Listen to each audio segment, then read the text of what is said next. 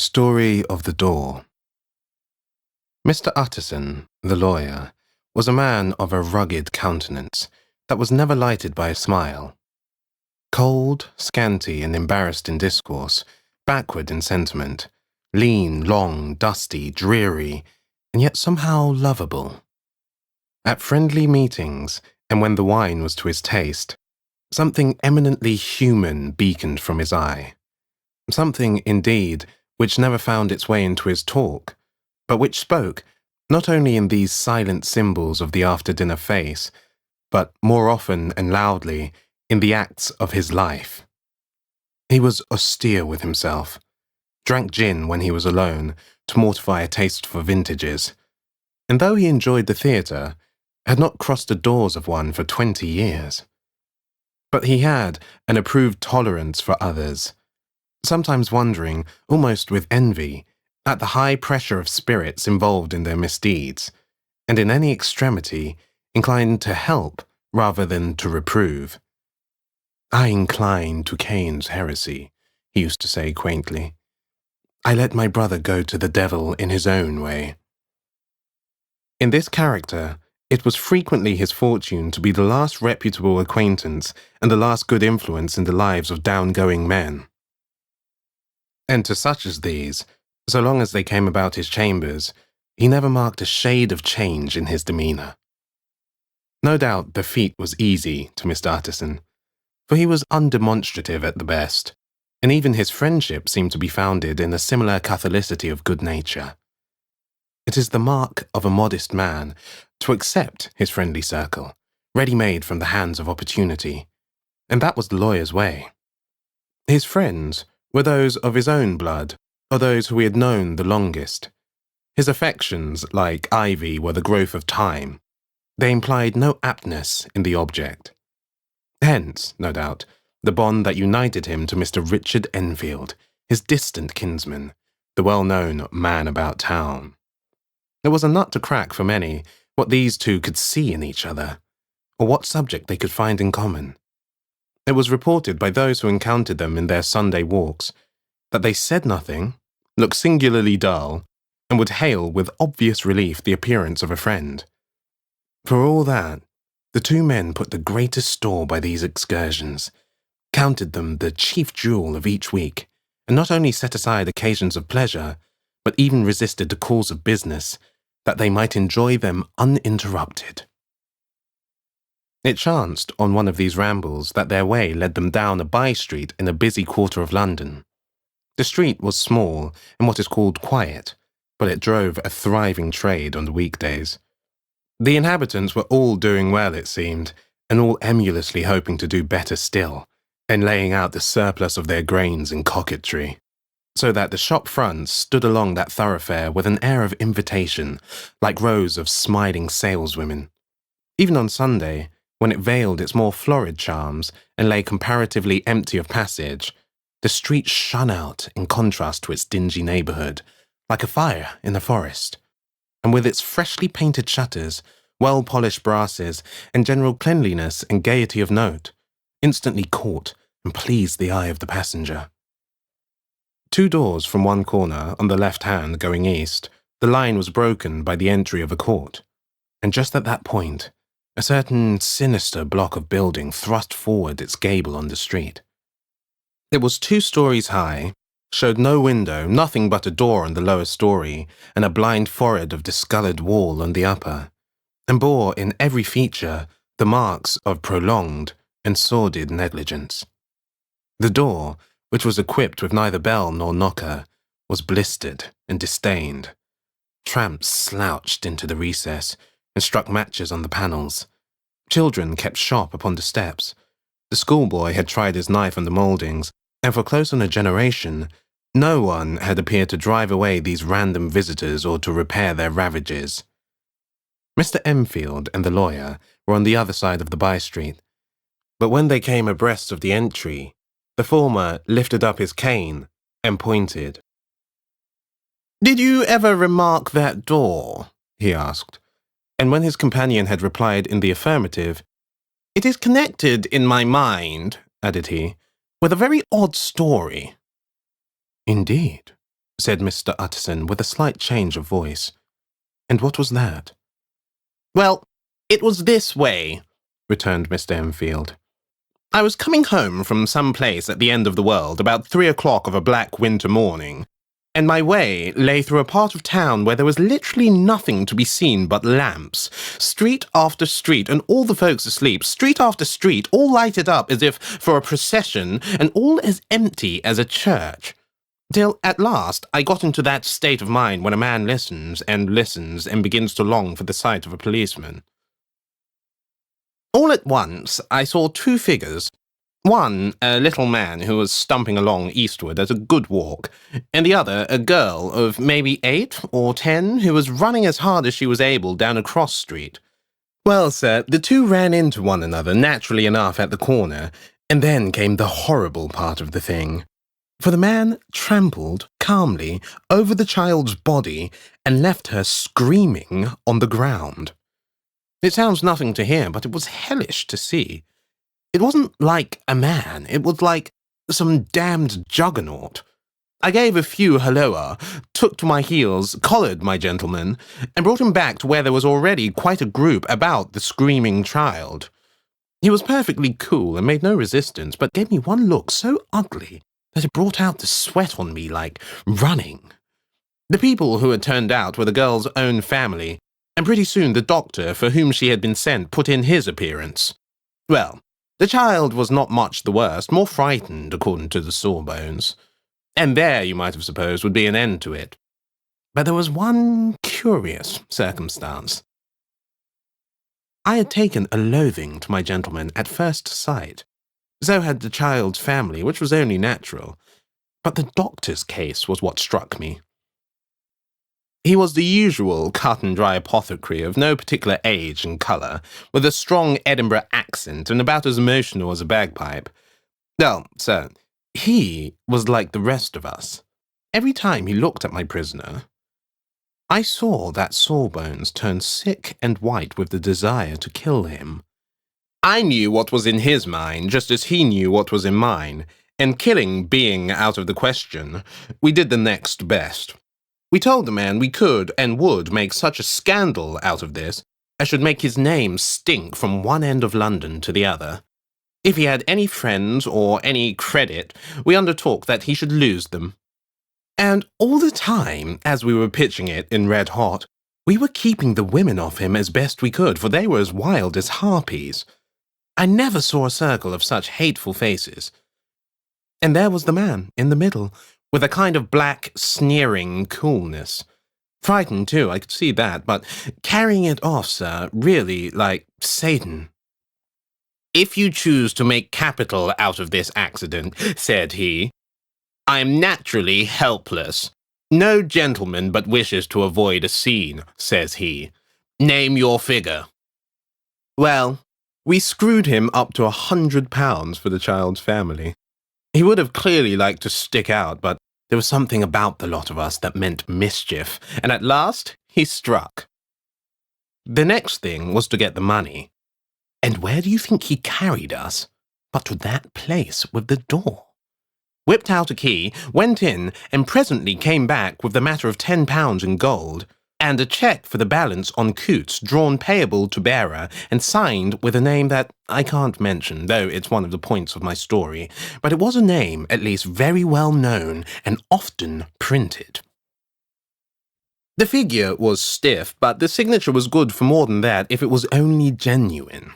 I took the liberty of pointing out to my gentleman that the whole business looked apocryphal, and that a man does not, in real life, walk into a cellar door at 4 in the morning and come out with another man's cheque for close upon £100. But he was quite easy in sneering. Set your mind at rest, says he. I will stay with you till the banks open and cash the cheque myself. So we all set off, the doctor and the child's father and our friend and myself, and passed the rest of the night in my chambers, and the next day, when we had breakfasted, went in a body to the bank. I gave in the cheque myself and said I had every reason to believe it was a forgery. Not a bit of it. The cheque was genuine. Tut, tut, said Mr. Utterson. I see you feel as I do, said Mr. Enfield. Yes, it's a bad story. For my man was a fellow that nobody could have to do with, a really damnable man.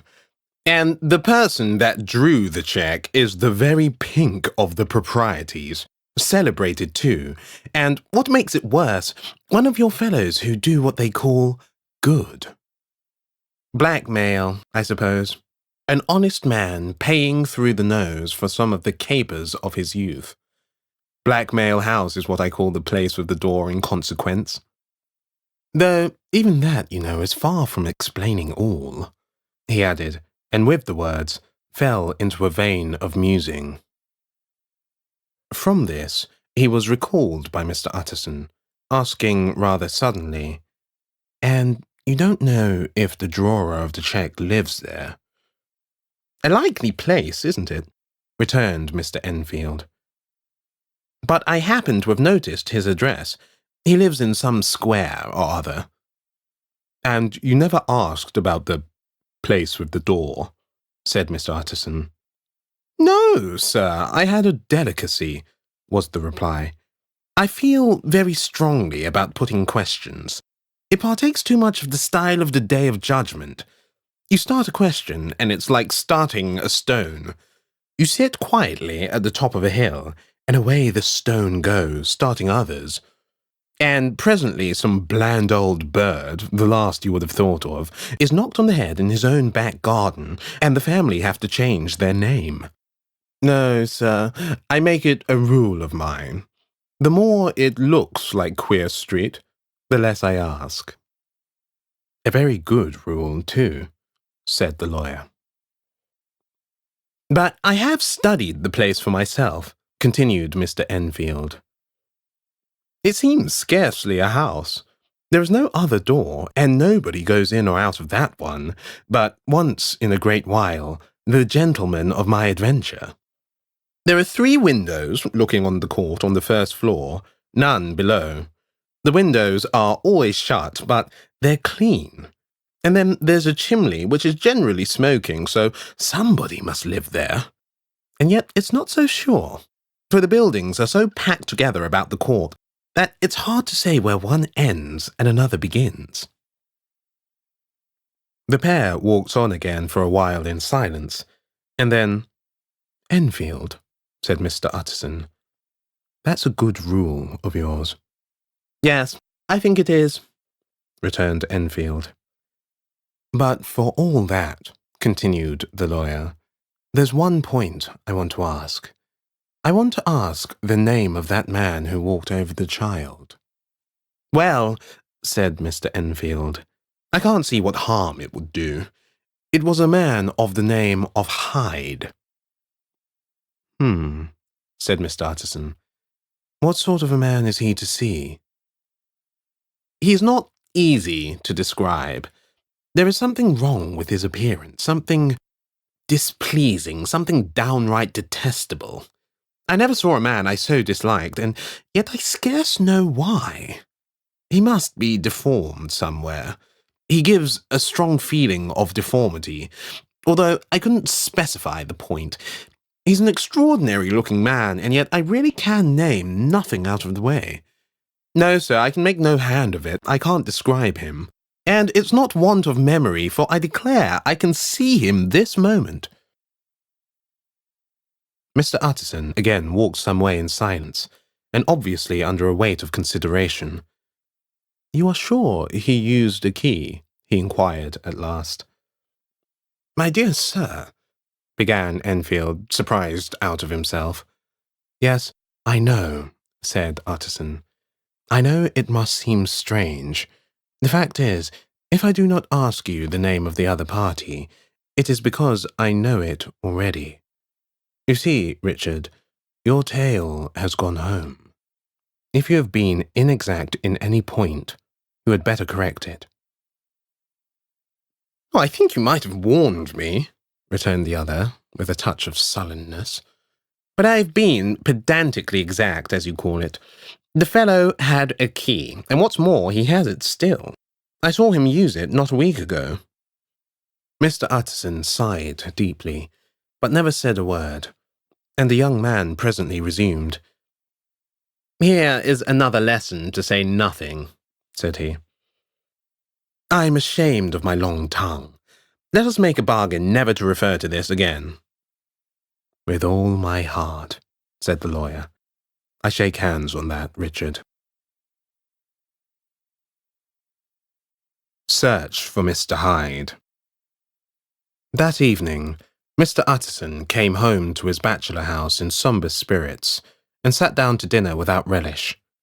It was his custom of a Sunday, when this meal was over, to sit close by the fire, a volume of some dry divinity on his reading desk, until the clock of the neighbouring church rang out the hour of 12, when he would go soberly and gratefully to bed.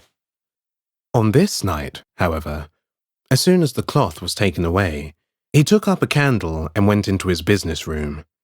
There, he opened his safe, and took from the most private part of it a document, endorsed on the envelope as Dr. Jekyll's will, and sat down with a clouded brow to study its contents. The will was holograph, for Mr. Utterson, though he took charge of it now that it was made, had refused to lend the least assistance in the making of it. It provided not only that in case of the decease of Henry Jekyll, M.D., D.C.L., LL.D., F.R.S., etc., all his possessions were to pass into the hands of his friend and benefactor, Edward Hyde, but that in case of Dr. Jekyll's disappearance or unexplained absence for any period exceeding 3 calendar months, the said Edward Hyde should step into the said Henry Jekyll's shoes without further delay and free from any burthen or obligation beyond the payment of a few small sums to the members of the doctor's household. This document had long been the lawyer's eyesore. It offended him both as a lawyer and as a lover of the sane and customary sides of life, to whom the fanciful was the immodest. And hitherto it was his ignorance of Mr. Hyde that had swelled his indignation. Now, by a sudden turn, it was his knowledge. It was already bad enough when the name was but a name of which he could learn no more. It was worse when it began to be clothed upon with detestable attributes, and out of the shifting, insubstantial mists that had so long baffled his eye, there leapt up the sudden, definite presentment of a fiend. "I thought it was madness," he said, as he replaced the obnoxious paper in the safe. "And now I begin to fear it is disgrace."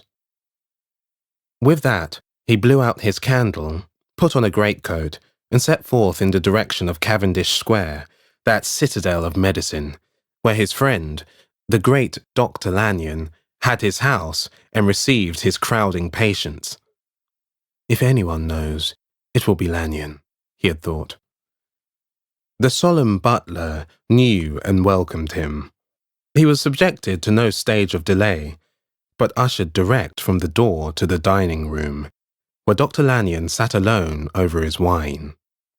This was a hearty, healthy, dapper, red-faced gentleman, with a shock of hair prematurely white, and a boisterous and decided manner. At sight of Mr. Utterson, he sprang up from his chair and welcomed him with both hands. The geniality, as was the way of the man, was somewhat theatrical to the eye, but it reposed on genuine feeling. For these two were old friends, old mates both at school and college, both thorough respecters of themselves and of each other, and, what does not always follow, men who thoroughly enjoyed each other's company. After a little rambling talk, the lawyer led up to the subject which so disagreeably preoccupied his mind. "I suppose, Lanyon," said he, "you and I must be the two oldest friends that Henry Jekyll has." "I wish the friends were younger," chuckled Dr. Lanyon, "but I suppose we are. And what of that? I see little of him now." "Indeed," said Utterson. "I thought you had a bond of common interest." "We had," was the reply, "but it is more than 10 years since Henry Jekyll became too fanciful for me. He began to go wrong, wrong in mind.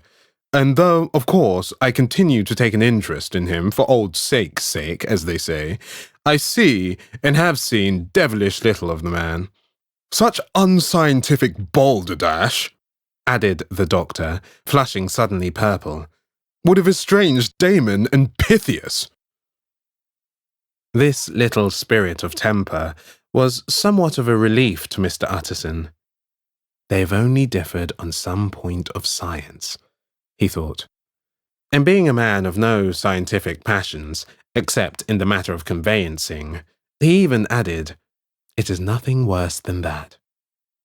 He gave his friend a few seconds to recover his composure, and then approached the question he had come to put. Did you ever come across a protégé of his, one Hyde? He asked. Hyde? Repeated Lanyon. No, never heard of him, since my time. That was the amount of information that the lawyer carried back with him to the great dark bed, on which he tossed to and fro until the small hours of the morning began to grow large. It was a night of little ease to his toiling mind, toiling in mere darkness and besieged by questions. 6 o'clock struck on the bells of the church that was so conveniently near to Mr. Utterson's dwelling, and still he was digging at the problem. Hitherto, it had touched him on the intellectual side alone, but now his imagination also was engaged, or rather enslaved. And as he lay and tossed in the gross darkness of the night in the curtained room, Mr. Enfield's tale went by before his mind in a scroll of lighted pictures. He would be aware of the great field of lamps of a nocturnal city, then of the figure of a man walking swiftly, then of a child running from the doctors. And then these met, and that human juggernaut trod the child down and passed on regardless of her screams. Or else he would see a room in a rich house where his friend lay asleep, dreaming and smiling at his dreams. And then the door of that room would be opened, the curtains of the bed plucked apart, the sleeper recalled, and lo, there would stand by his side a figure to whom power was given, and even at that dead hour he must rise and do its bidding. The figure in these two phases haunted the lawyer all night, and if at any time he dozed over, it was but to see it glide more stealthily through sleeping houses, or move the more swiftly, and still the more swiftly, even to dizziness, through wider labyrinths of lamp-lighted city, and at every street corner crush a child and leave her screaming. And still the figure had no face by which he might know it. Even in his dreams it had no face, or one that baffled him and melted before his eyes. And thus it was that there sprang up and grew apace in the lawyer's mind a singularly strong, almost an inordinate curiosity to behold the features of the real Mr. Hyde. If he could but once set eyes on him, he thought the mystery would lighten and perhaps roll altogether away, as was the habit of mysterious things when well examined. He might see a reason for his friend's strange preference or bondage, call it what you please, and even for the startling clause of the will. At least it would be a face worth seeing, the face of a man who was without bowels of mercy, a face which had but to show itself to raise up in the mind of the unimpressionable Enfield a spirit of enduring hatred. From that time forward, Mr. Utterson began to haunt the door in the by-street of shops. In the morning, before office hours, at noon when business was plenty and time scarce, at night under the face of the fogged city moon, by all lights and at all hours of solitude or concourse, the lawyer was to be found on his chosen post. If he be Mr. Hyde, he had thought, I shall be Mr. Seek. And at last, his patience was rewarded. It was a fine, dry night, frost in the air, the streets as clean as a ballroom floor, the lamps, unshaken by any wind, drawing a regular pattern of light and shadow. By 10 o'clock, when the shops were closed, the by-street was very solitary, and in spite of the low growl of London from all round, very silent. Small sounds carried far. Domestic sounds out of the houses were clearly audible on either side of the roadway, and the rumour of the approach of any passenger preceded him by a long time. Mr. Utterson had been some minutes at his post when he was aware of an odd, light footstep drawing near. In the course of his nightly patrols, he had long grown accustomed to the quaint effect with which the footfalls of a single person, while he is still a great way off, suddenly spring out, distinct from the vast hum and clatter of the city. Yet his attention had never before been so sharply and decisively arrested, and it was with a strong, superstitious prevision of success that he withdrew into the entry of the court. The steps drew swiftly nearer, and swelled out suddenly louder as they turned the end of the street. The lawyer, looking forth from the entry, could soon see what manner of man he had to deal with. He was small and very plainly dressed, and the look of him, even at that distance, went somehow strongly against the watcher's inclination. But he made straight for the door, crossing the roadway to save time, and as he came, he drew a key from his pocket like one approaching home. Mr. Utterson stepped out and touched him on the shoulder as he passed. "Mr. Hyde, I think." Mr. Hyde shrank back with a hissing intake of the breath, but his fear was only momentary, and though he did not look the lawyer in the face, he answered coolly enough, "That is my name. What do you want?" "I see you're going in," returned the lawyer. "I am an old friend of Dr. Jekyll's, Mr. Utterson of Gaunt Street. You must have heard of my name. And meeting you so conveniently, I thought you might admit me." "You'll not find Dr. Jekyll. He is from home," replied Mr. Hyde, blowing in the key. And then suddenly, but still without looking up, "How did you know me?" he asked. "On your side," said Mr. Utterson, "will you do me a favour?" "With pleasure," replied the other. "What shall it be?" "Will you let me see your face?" asked the lawyer. Mr. Hyde appeared to hesitate, and then, as if upon some sudden reflection, fronted about with an air of defiance, and the pair stared at each other pretty fixedly for a few seconds. "Now I shall know you again," said Mr. Utterson. "It may be useful." "Yes," returned Mr. Hyde. "It is as well we have met, and apropos, you should have my address." And he gave a number of a street in Soho. Good God, thought Mr. Utterson. Can he too have been thinking of the will? But he kept his feelings to himself, and only grunted in acknowledgment of the address. "And now," said the other, "how did you know me?" "By description," was the reply. "Whose description?" "We have common friends," said Mr. Utterson. "Common friends," echoed Mr. Hyde a little hoarsely. "Who are they?" "Jekyll, for instance," said the lawyer. "He never told you," cried Mr. Hyde with a flush of anger.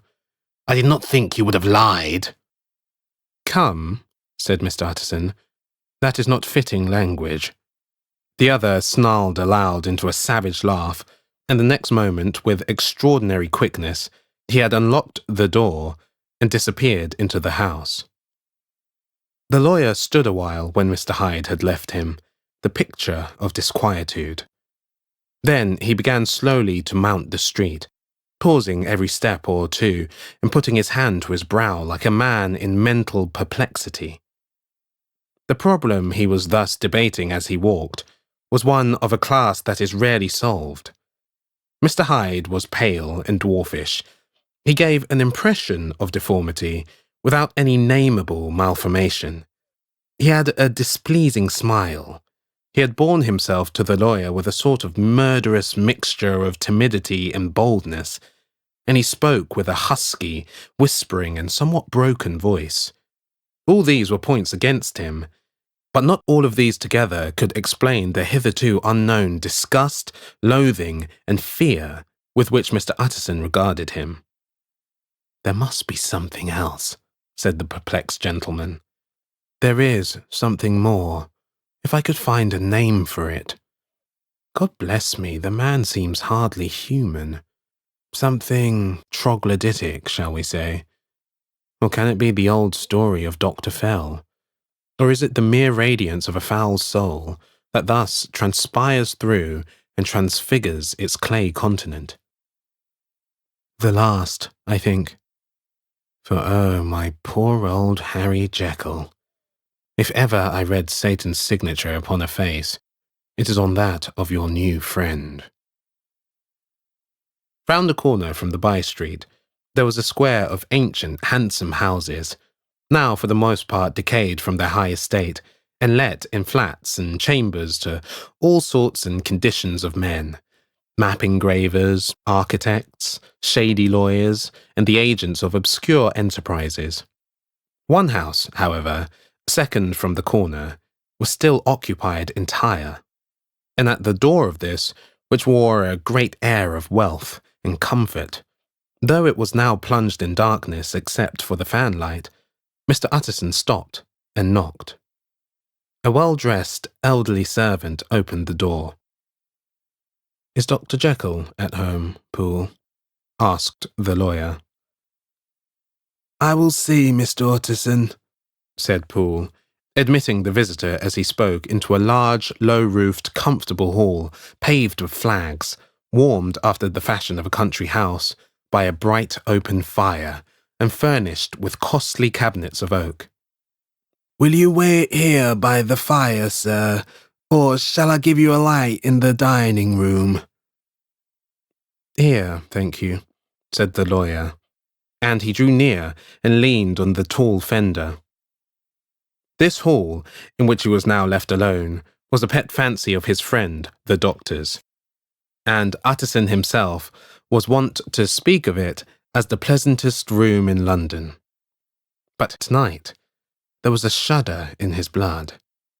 The face of Hyde sat heavy on his memory.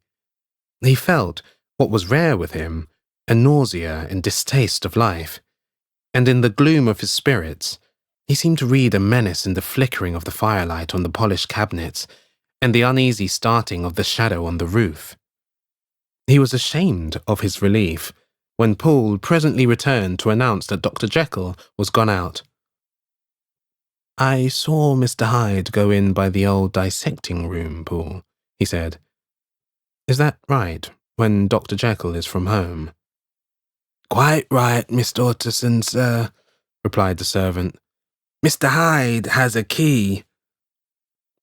"Your master seems to repose a great deal of trust in that young man, Poole," resumed the other musingly. "Yes, sir, he does indeed," said Poole. "We have all orders to obey him." "I do not think I ever met Mr. Hyde," asked Utterson. "Oh dear, no, sir. He never dines here," replied the butler. "Indeed, we see very little of him on this side of the house. He mostly comes and goes by the laboratory." "Well, good night, Poole." "Good night, Mr. Utterson." And the lawyer set out homeward with a very heavy heart. "Poor Harry Jekyll," he thought. "My mind misgives me he is in deep waters. He was wild when he was young, a long while ago to be sure, but in the law of God there is no statute of limitations. Aye, it must be that. The ghost of some old sin, the cancer of some concealed disgrace, punishment coming, pede claudo, years after memory has forgotten and self-love condoned the fault." And the lawyer, scared by the thought, brooded a while on his own past, groping in all the corners of memory, Lest, by chance, some jack-in-the-box of an old iniquity should leap to light there. His past was fairly blameless. Few men could read the rolls of their life with less apprehension.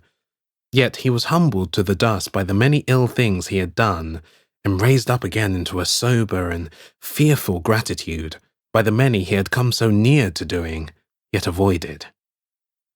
And then, by a return on his former subject, he conceived a spark of hope. This Master Hyde, if he were studied, thought he, must have secrets of his own. Black secrets by the look of him. Secrets compared to which poor Jekyll's worst would be like sunshine. Things cannot continue as they are. It turns me cold to think of this creature stealing like a thief to Harry's bedside. Poor Harry. What awakening. And the danger of it. For if this Hyde suspects the existence of the will, he may grow impatient to inherit. I must put my shoulders to the wheel, if Jekyll will but let me, he added. If Jekyll will only let me. For once more he saw before his mind's eye, as clear as transparency, the strange clauses of the will. Dr. Jekyll was quite at ease. A fortnight later, by excellent good fortune, the doctor gave one of his pleasant dinners to some 5 or 6 old cronies, all intelligent, reputable men, and all judges of good wine. And Mr. Utterson so contrived that he remained behind after the others had departed. This was no new arrangement, but a thing that had befallen many scores of times. Where Utterson was liked, he was liked well. Hosts loved to detain the dry lawyer, when the light-hearted and loose-tongued had already their foot on the threshold. They liked to sit a while in his unobtrusive company, practising for solitude, sobering their minds in the man's rich silence, after the expense and strain of gaiety. To this rule, Dr. Jekyll was no exception, and as he now sat on the opposite side of the fire, a large, well-made, smooth-faced man of 50, with something of a stylish cast, perhaps, but every mark of capacity and kindness, you could see by his looks that he cherished for Mr. Utterson a sincere and warm affection. "I have been wanting to speak to you, Jekyll," began the latter. "You know that will of yours?" A close observer might have gathered that the topic was distasteful, but the doctor carried it off gaily. "My poor Utterson," said he, "you are unfortunate in such a client. I never saw a man so distressed as you were by my will, unless it were that hide-bound pedant Lanyon, and what he called my scientific heresies. Oh, I know, he's a good fellow, you needn't frown, an excellent fellow, and I always mean to see more of him. But a hide-bound pedant for all that. An ignorant, blatant pedant. I was never more disappointed in any man than Lanyon." "You know I never approved of it," pursued Utterson, ruthlessly disregarding the fresh topic. "My will? Yes, certainly, I know that," said the doctor a trifle sharply. "You have told me so." "Well, I tell you so again," continued the lawyer. "I have been learning something of young Hyde." The large, handsome face of Dr. Jekyll grew pale to the very lips, and there came a blackness about his eyes. "I do not care to hear more," said he. "This is a matter I thought we had agreed to drop." "What I heard was abominable," said Utterson. "It can make no change. You do not understand my position," returned the doctor with a certain incoherency of manner. "I am painfully situated, Utterson. My position is a very strange one. It is one of those affairs that cannot be mended by talking." "Jekyll," said Utterson, "you know me. I am a man to be trusted. Make a clean breast of this in confidence, and I make no doubt I can get you out of it." "My good Utterson," said the doctor, "this is very good of you. This is downright good of you, and I cannot find words to thank you in. I believe you fully. I would trust you before any man alive, before myself, if I could make the choice. But, indeed, it isn't what you fancy. It is not as bad as that. And just to put your good heart at rest, I will tell you one thing. The moment I choose, I can be rid of Mr. Hyde. I give you my hand upon that, and I thank you again and again. And I will just add one little word, Utterson, that I'm sure you'll take in good part. This is a private matter, and I beg of you to let it sleep." Utterson reflected a little, looking in the fire.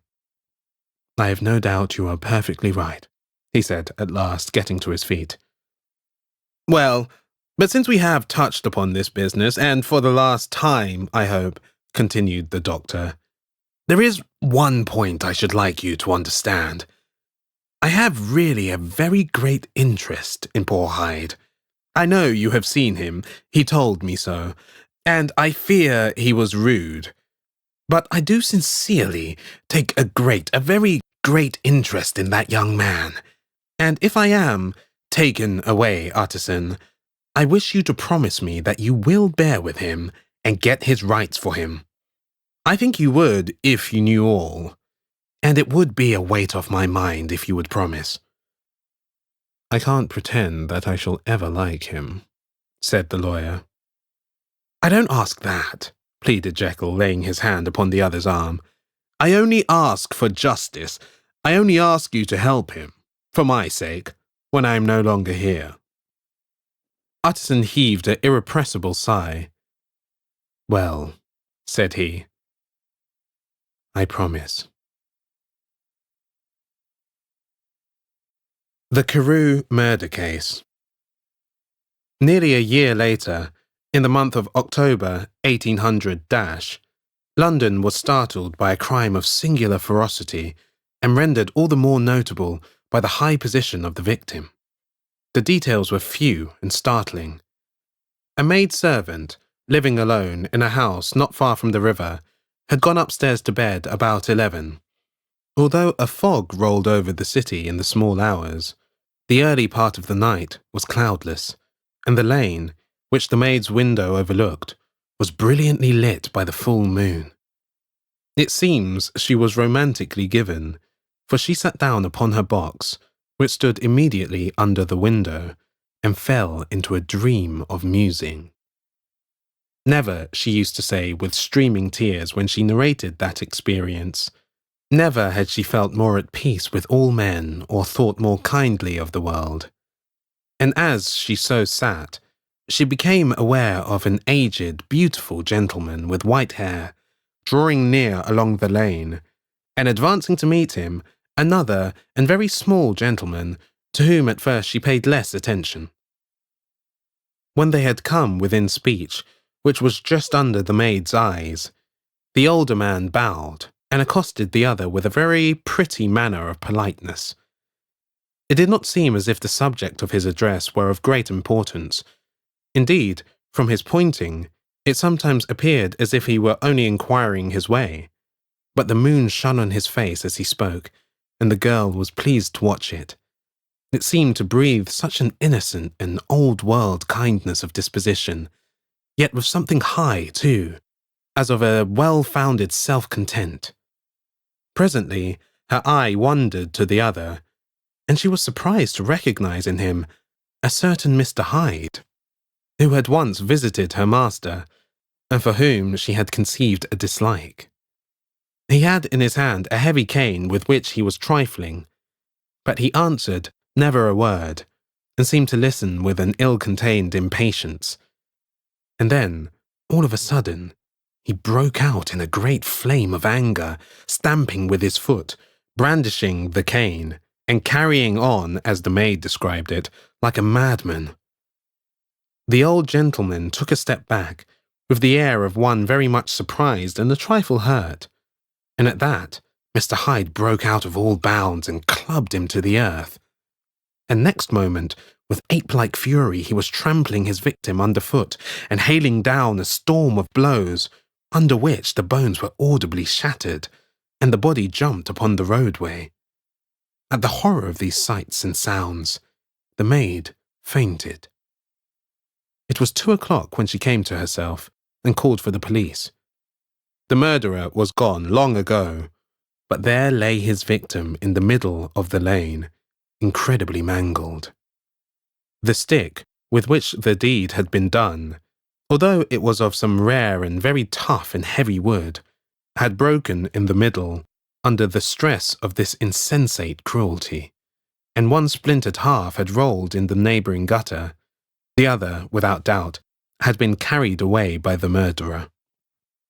A purse and gold watch were found upon the victim, but no cards or papers, except a sealed and stamped envelope, which he had been probably carrying to the post, and which bore the name and address of Mr. Utterson. This was brought to the lawyer the next morning, before he was out of bed, and he had no sooner seen it and been told the circumstances than he shot out a solemn lip. "I shall say nothing till I have seen the body," said he. "This may be very serious. Have the kindness to wait while I dress." And with the same grave countenance, he hurried through his breakfast and drove to the police station, whither the body had been carried. As soon as he came into the cell, he nodded. "Yes," said he, "I recognize him. I am sorry to say that this is Sir Danvers Carew." "Good God, sir!" exclaimed the officer. "Is it possible?" And the next moment his eye lighted up with professional ambition. "This will make a great deal of noise," he said, "and perhaps you can help us to the man." And he briefly narrated what the maid had seen, and showed the broken stick. Mr. Utterson had already quailed at the name of Hyde, but when the stick was laid before him, he could doubt no longer. Broken and battered as it was, he recognized it for one that he himself presented many years before to Henry Jekyll. "Is this Mr. Hyde a person of small stature?" he inquired.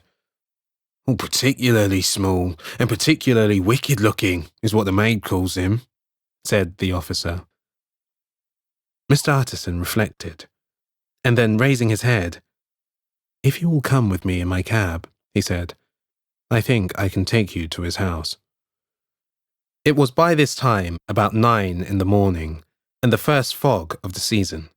A great, chocolate-coloured pall lowered over heaven, but the wind was continually charging and routing these embattled vapours, so that as the cab crawled from street to street, Mr. Utterson beheld a marvellous number of degrees and hues of twilight. For here it would be dark like the back end of evening, and there would be a glow of a rich, lurid brown, like the light of some strange conflagration. And here, for a moment, the fog would be quite broken up, and a haggard shaft of daylight would glance in between the swirling wreaths.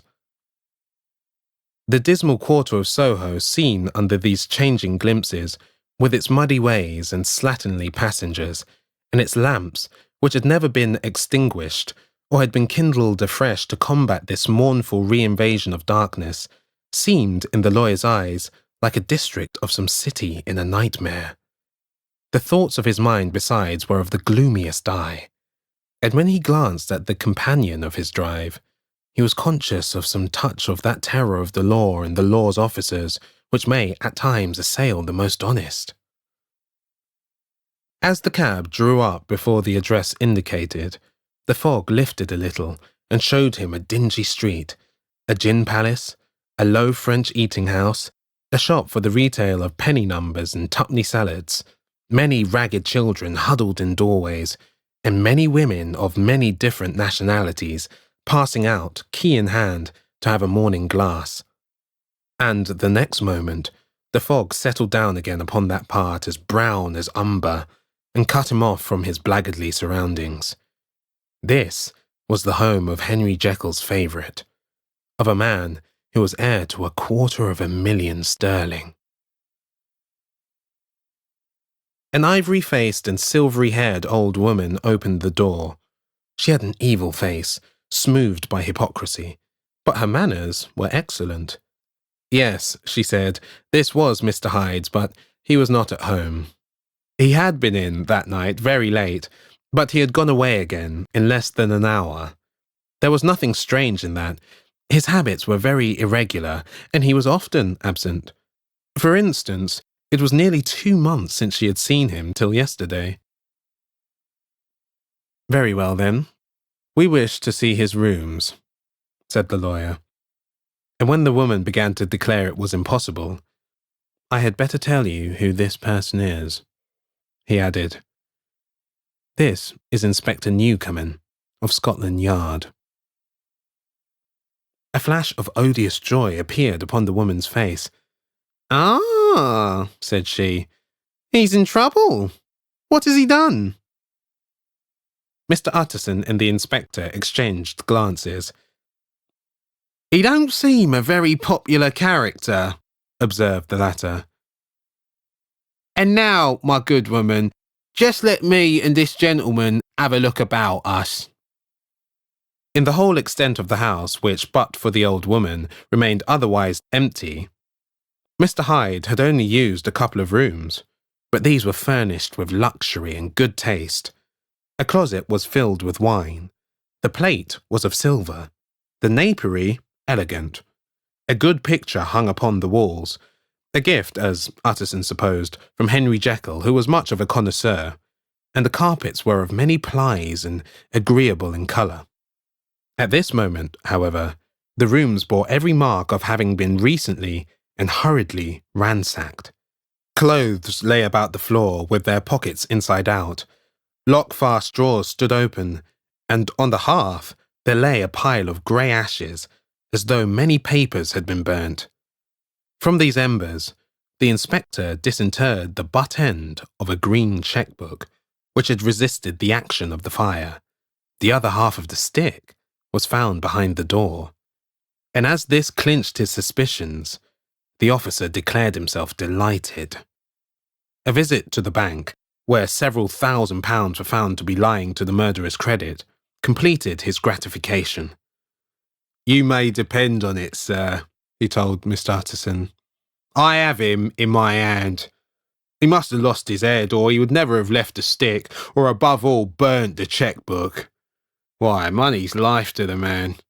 We have nothing to do but wait for him at the bank and get out the handbills. This last, however, was not so easy of accomplishment, for Mr. Hyde had numbered few familiars. Even the master of the servant maid had only seen him twice. His family could nowhere be traced. He had never been photographed, and the few who could describe him differed widely, as common observers will. Only on one point were they agreed, and that was the haunting sense of unexpressed deformity with which the fugitive impressed his beholders. Incident of the letter. It was late in the afternoon when Mr. Utterson found his way to Dr. Jekyll's door, where he was at once admitted by Poole, and carried down by the kitchen offices and across a yard which had once been a garden, to the building which was indifferently known as the laboratory or dissecting rooms. The doctor had bought the house from the heirs of a celebrated surgeon, and his own tastes, being rather chemical than anatomical, had changed the destination of the block at the bottom of the garden. It was the first time that the lawyer had been received in that part of his friend's quarters, and he eyed the dingy, windowless structure with curiosity, and gazed round with a distasteful sense of strangeness as he crossed the theatre, once crowded with eager students, and now lying gaunt and silent, the tables laden with chemical apparatus, the floor strewn with crates and littered with packing straw, and the light falling dimly through the foggy cupola. At the further end, a flight of stairs mounted to a door covered with red baize, and through this, Mr. Utterson was at last received into the doctor's cabinet. It was a large room, fitted round with glass presses, furnished, among other things, with a cheval glass and a business table. and looking out upon the court by 3 dusty windows barred with iron. The fire burnt in the grate. A lamp was set lighted on the chimney shelf, for even in the houses the fog began to lie thickly. And there, close up to the warmth, sat Dr. Jekyll looking deathly sick. He did not rise to meet his visitor, but held out a cold hand and bade him welcome in a changed voice. "And now," said Mr. Utterson as soon as Poole had left them, "you have heard the news." The doctor shuddered. "They were crying it in the square," he said. "I heard them in my dining room." "One word," said the lawyer. "Carew was my client, but so are you, and I want to know what I am doing. You have not been mad enough to hide this fellow." "Utterson, I swear to God," cried the doctor. "I swear to God I will never set eyes on him again. I bind my honour to you that I am done with him in this world. It is all at an end. And indeed, he does not want my help. You do not know him as I do. He is safe. He is quite safe. Mark my words, he will never more be heard of." The lawyer listened gloomily. He did not like his friend's feverish manner. "You seem pretty sure of him," said he. "And for your sake, I hope you may be right. If it came to a trial, your name might appear." "I am quite sure of him," replied Jekyll. "I have grounds for certainty that I cannot share with anyone. But there is one thing on which you may advise me. I have received a letter, and I am at a loss whether I should show it to the police. I should like to leave it in your hands, Utterson. You would judge wisely, I am sure. I have so great a trust in you." "You fear, I suppose, that it might lead to his detection?" asked the lawyer. "No," said the other. "I cannot say that I care what becomes of Hyde. I'm quite done with him. I was thinking of my own character, which this hateful business has rather exposed." Utterson ruminated a while. He was surprised at his friend's selfishness, and yet relieved by it. "Well," said he at last, "let me see the letter."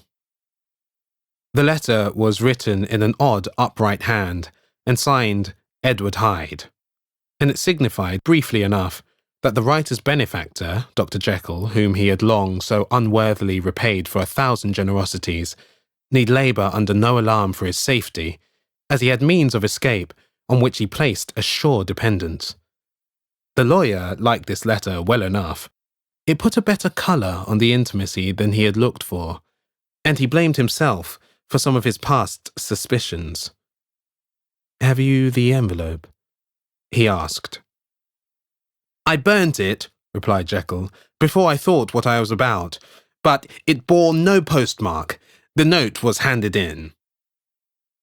"Shall I keep this and sleep upon it?" asked Utterson. "I wish you to judge for me entirely," was the reply. "I have lost confidence in myself." "Well, I shall consider," returned the lawyer. "And now one word more. It was Hyde who dictated the terms in your will about that disappearance." The doctor seemed seized with a qualm of faintness. He shut his mouth tight and nodded. "I knew it," said Utterson.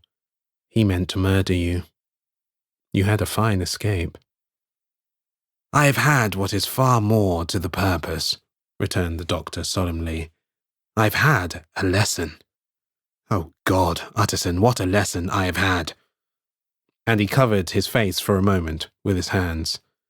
On his way out, the lawyer stopped and had a word or two with Poole. "By the by," said he, "there was a letter handed in today. What was the messenger like?" But Poole was positive nothing had come except by post. "And only circulars by that," he added. This news sent off the visitor with his fears renewed. Plainly, the letter had come by the laboratory door, possibly, indeed, it had been written in the cabinet. And if it were so, it must be differently judged and handled with the more caution. The newsboys, as he went, were crying themselves hoarse along the footways. "Special edition! Shocking murder of an MP!"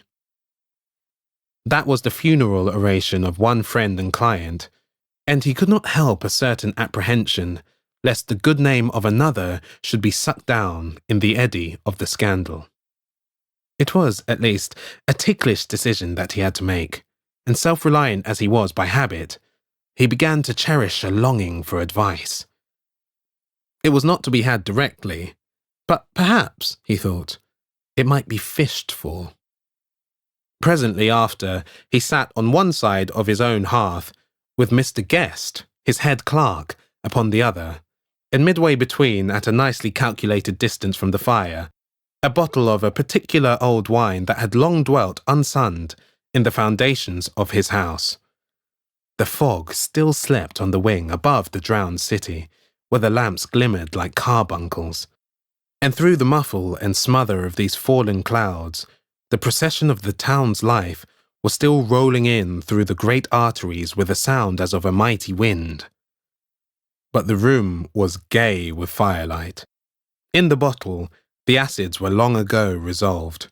The imperial dye had softened with time as the colour grows richer in stained windows, and the glow of hot autumn afternoons on hillside vineyards was ready to be set free and to disperse the fogs of London. Insensibly, the lawyer melted. There was no man from whom he kept fewer secrets than Mr. Guest, and he was not always sure that he kept as many as he meant. Guest had often been on business to the doctor's. He knew Poole. He could scarce have failed to hear of Mr. Hyde's familiarity about the house. He might draw conclusions. Was it not well, then, that he should see a letter which put that mystery to right? And, above all, since Guest, being a great student and critic of handwriting, would consider the step natural and obliging. The clerk, besides, was a man of counsel.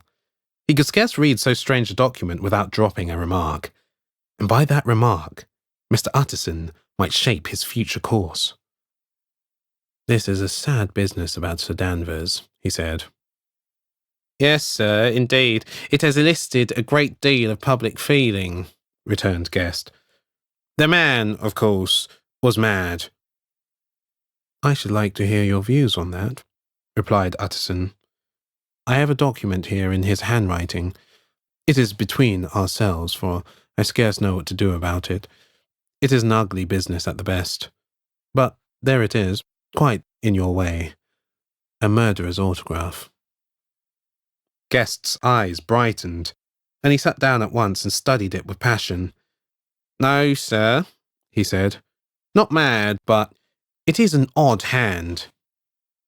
"And by all accounts, a very odd writer," added the lawyer. Just then, the servant entered with a note. "Is that from Dr. Jekyll, sir?" inquired the clerk. "I thought I knew the writing. Anything private, Mr. Utterson?" "Only an invitation to dinner. Why? Do you want to see it?" "One moment. I thank you, sir." And the clerk laid the 2 sheets of paper alongside and sedulously compared their contents. "Thank you, sir," he said at last, returning both. "It's a very interesting autograph."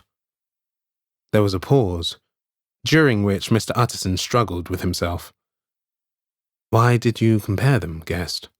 he inquired suddenly. "Well, sir," returned the clerk, "there's a rather singular resemblance. The 2 hands are in many points identical, only differently sloped." "Rather quaint," said Utterson. "It is, as you say, rather quaint," returned Guest. "I wouldn't speak of this note, you know," said the master. "No, sir," said the clerk. "I understand." But no sooner was Mr. Utterson alone that night than he locked the note into his safe, where it reposed from that time forward. "What?" he thought. Henry Jekyll forged for a murderer. And his blood ran cold in his veins. Incident of Dr. Lanyon. Time ran on. Thousands of pounds were offered in reward, for the death of Sir Danvers was resented as a public injury. But Mr. Hyde had disappeared out of the ken of the police, as though he had never existed. Much of his past was unearthed, indeed, and all disreputable. Tales came out of the man's cruelty, at once so callous and violent, of his vile life, of his strange associates, of the hatred that seemed to have surrounded his career, but of his present whereabouts, not a whisper. From the time he had left the house in Soho on the morning of the murder, he was simply blotted out. And gradually, as time drew on, Mr. Utterson began to recover from the hotness of his alarm and to grow more at quiet with himself. The death of Sir Danvers was, to his way of thinking, more than paid for by the disappearance of Mr. Hyde.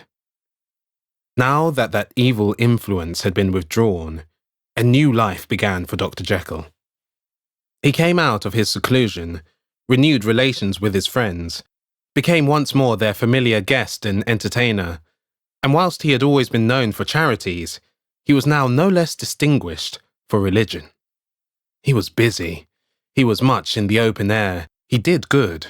His face seemed to open and brighten, as if with an inward consciousness of service, and for more than 2 months, the doctor was at peace. On the 8th of January, Utterson had dined at the doctor's with a small party. Lanyon had been there, and the face of the host had looked from one to the other, as in the old days, when the trio were inseparable friends.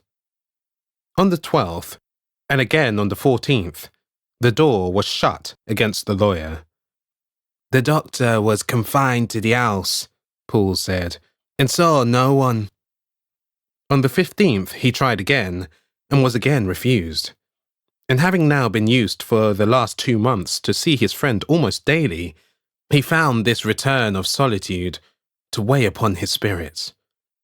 The 5th night he had in guest to dine with him, and the 6th he betook himself to Dr. Lanyon's. There, at least, he was not denied admittance, but when he came in, he was shocked at the change which had taken place in the doctor's appearance. He had his death warrant written legibly upon his face. The rosy man had grown pale, his flesh had fallen away, he was visibly balder and older, and yet it was not so much these tokens of a swift physical decay that arrested the lawyer's notice, as a look in the eye and quality of manner that seemed to testify to some deep-seated terror of the mind. It was unlikely that the doctor should fear death, and yet that was what Utterson was tempted to suspect. Yes, he thought, he is a doctor. He must know his own state, and that his days are counted, and the knowledge is more than he can bear. And yet, when Utterson remarked on his ill looks, it was with an air of great firmness that Lanyon declared himself a doomed man. "I have had a shock," he said, "and I shall never recover. It is a question of weeks. Well, life has been pleasant. I liked it. Yes, sir, I used to like it. I sometimes think if we knew all, we should be more glad to get away." "Jekyll is ill too," observed Utterson. "Have you seen him?" But Lanyon's face changed, and he held up a trembling hand. "I wish to see or hear no more of Dr. Jekyll," he said in a loud, unsteady voice. "I am quite done with that person, and I beg that you will spare me any allusion to one whom I regard as dead." "Tut, tut," said Mr. Utterson, and then, after a considerable pause, "Can't I do anything?" he inquired. We are 3 very old friends, Lanyon. We shall not live to make others. Nothing can be done, returned Lanyon. Ask himself. He will not see me, said the lawyer. I'm not surprised at that, was the reply. Some day, Utterson, after I am dead, you may perhaps come to learn the right and wrong of this. I cannot tell you. And in the meantime, if you can sit and talk with me of other things, for God's sake stay and do so. But if you cannot keep clear of this accursed topic, then in God's name go, for I cannot bear it. As soon as he had got home, Utterson sat down and wrote to Jekyll, complaining of his exclusion from the house and asking the cause of this unhappy break with Lanyon, and the next day brought him a long answer, often very pathetically worded, and sometimes darkly mysterious in drift. The quarrel with Lanyon was incurable. I do not blame our old friend, Jekyll wrote, but I share his view that we must never meet. I mean, from henceforth, to lead a life of extreme seclusion. You must not be surprised, nor must you doubt my friendship, if my door is often shut, even to you. You must suffer me to go my own dark way. I have brought on myself a punishment and a danger that I cannot name. If I am the chief of sinners, I am the chief of sufferers also. I could not think that this earth contained a place for sufferings and terrors so unmanning. And you can do but one thing, Utterson, to lighten this destiny, and that is to respect my silence. Utterson was amazed. The dark influence of Hyde had been withdrawn, the doctor had returned to his old tasks and amities. A week ago, the prospect had smiled with every promise of a cheerful and an honoured age. And now, in a moment, friendship and peace of mind and the whole tenor of his life were wrecked. So great and unprepared a change pointed to madness. But in view of Lanyon's manner and words, there must lie for it some deeper ground. A week afterwards, Dr. Lanyon took to his bed, and in something less than a fortnight, he was dead. The night after the funeral, at which he had been sadly affected, Utterson locked the door of his business room, and sitting there by the light of a melancholy candle, drew out and set before him an envelope addressed by the hand and sealed with the seal of his dead friend. Private, for the hands of G.J. Utterson alone, and in the case of his predecease, to be destroyed unread. So it was emphatically superscribed, and the lawyer dreaded to behold the contents. I have buried one friend today, he thought. What if this should cost me another? And then he condemned the fear as a disloyalty and broke the seal. Within there was another enclosure, likewise sealed, and marked upon the cover as not to be opened till the death or disappearance of Dr. Henry Jekyll. Utterson could not trust his eyes. Yes, it was disappearance here again, as in the mad will which he had long ago restored to its author. Here, again, were the idea of a disappearance and the name of Henry Jekyll bracketed. But in the will, that idea had sprung from the sinister suggestion of the man Hyde. It was set there with a purpose all too plain and horrible. Written by the hand of Lanyon. What should it mean? A great curiosity came on the trustee to disregard the prohibition and dive at once to the bottom of these mysteries. But professional honour and faith to his dead friend were stringent obligations, and the packet slept in the inmost corner of his private safe. It is one thing to mortify curiosity, another to conquer it, and it may be doubted if from that day forth Utterson desired the society of his surviving friend with the same eagerness. He thought of him kindly, but his thoughts were disquieted and fearful. He went to call indeed, but he was perhaps relieved to be denied admittance. Perhaps, in his heart, He preferred to speak with Poole upon the doorstep and surrounded by the air and sounds of the open city, rather than to be admitted into that house of voluntary bondage and to sit and speak with its inscrutable recluse. Poole had indeed no very pleasant news to communicate. The doctor, it appeared, now more than ever, confined himself to the cabinet over the laboratory, where he would sometimes even sleep. He was out of spirits. He had grown very silent. He did not read. It seemed as if he had something on his mind. Utterson became so used to the unvarying character of these reports that he fell off little by little in the frequency of his visits. Incident at the window. It chanced on Sunday, when Mr. Utterson was on his usual walk with Mr. Enfield, that their way lay once again through the by-street, and that when they came in front of the door, both stopped to gaze on it. "Well," said Enfield, "that story's at an end at least. We shall never see more of Mr. Hyde." "I hope not," said Utterson. "Did I ever tell you that I once saw him and shared your feeling of repulsion?" "It was impossible to do the one without the other," returned Enfield. "And by the way, what an ass you must have thought me not to know that this was a back way to Dr. Jekyll's.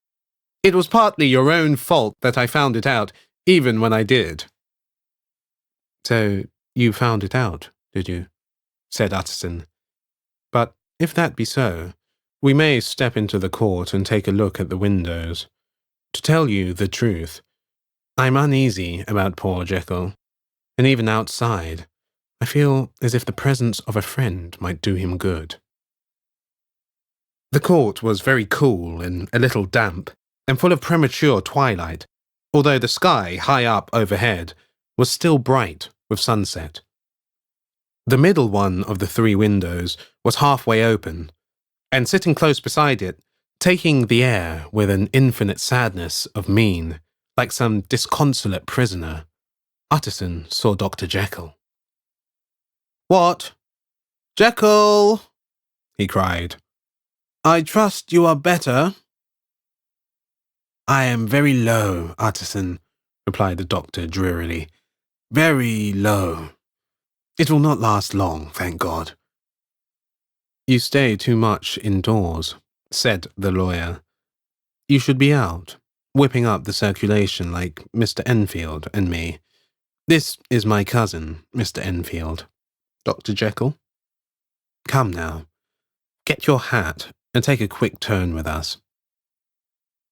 "You are very good," sighed the other. "I should like to very much, but no, it is quite impossible. I dare not. But indeed, Utterson, I am very glad to see you. This is really a great pleasure. I would ask you and Mr. Enfield up, but the place is really not fit." "Why then," said the lawyer good-naturedly, "the best thing we can do is to stay down here and speak with you from where we are." "That is just what I was about to venture to propose," returned the doctor with a smile. But the words were hardly uttered before the smile was struck out of his face and succeeded by an expression of such abject terror and despair as froze the very blood of the two gentlemen below. They saw it but for a glimpse, for the window was instantly thrust down. But that glimpse had been sufficient, and they turned and left the court without a word. In silence, too, they traversed the by-street, and it was not until they had come into a neighbouring thoroughfare, where even upon a Sunday there were still some stirrings of life, that Mr. Utterson at last turned and looked at his companion. They were both pale, and there was an answering horror in their eyes. "God forgive us. God forgive us," said Mr. Utterson. But Mr. Enfield only nodded his head very seriously and walked on once more in silence. The last night. Mr. Utterson was sitting by his fireside one evening after dinner, when he was surprised to receive a visit from Poole. "Bless me, Poole, what brings you here?" he cried, and then, taking a second look at him, "What ails you?" he added. "Is the doctor ill?" "Mr. Utterson," said the man, "there's something wrong." "Take a seat, and here is a glass of wine for you," said the lawyer. "Now, take your time and tell me plainly what you want." "You know the doctor's ways, sir," replied Poole, "and how he shuts himself up. Well, he's shut up again in the cabinet, and I don't like it, sir. I wish I may die if I like it. Mr. Utterson, sir, I'm afraid." "Now, my good man," said the lawyer, "be explicit. What are you afraid of?" "I've been afraid for about a week," returned Poole, doggedly disregarding the question, "and I can bear it no more." The man's appearance amply bore out his words. His manner was altered for the worst, and except for the moment when he had first announced his terror, he had not once looked the lawyer in the face. Even now, he sat with the glass of wine untasted on his knee, and his eyes directed to a corner of the floor. "I can bear it no more," he repeated. "Come," said the lawyer. "I see you have some good reason, Poole. I see there is something seriously amiss. Try to tell me what it is." "I think there's been foul play," said Poole hoarsely. "Foul play?" cried the lawyer, a good deal frightened and rather inclined to be irritated in consequence. "What foul play? What does the man mean?" "I daren't say, sir," was the answer, "but will you come along with me and see for yourself?" Mr. Utterson's only answer was to rise and get his hat and greatcoat, but he observed with wonder the greatness of the relief that appeared upon the butler's face, and perhaps with no less, that the wine was still untasted when he set it down to follow. It was a wild, cold, seasonable night of March, with a pale moon lying on her back as though the wind had tilted her, and flying wrack of the most diaphanous and lawny texture. The wind made talking difficult, and flecked the blood into the face. It seemed to have swept the streets unusually bare of passengers besides, for Mr. Utterson thought he had never seen that part of London so deserted. He could have wished it otherwise. Never in his life had he been so conscious of so sharp a wish to see and touch his fellow creatures. For struggle as he might, there was borne in upon his mind a crushing anticipation of calamity. The square, when they got there, was full of wind and dust, and the thin trees in the garden were lashing themselves along the railing.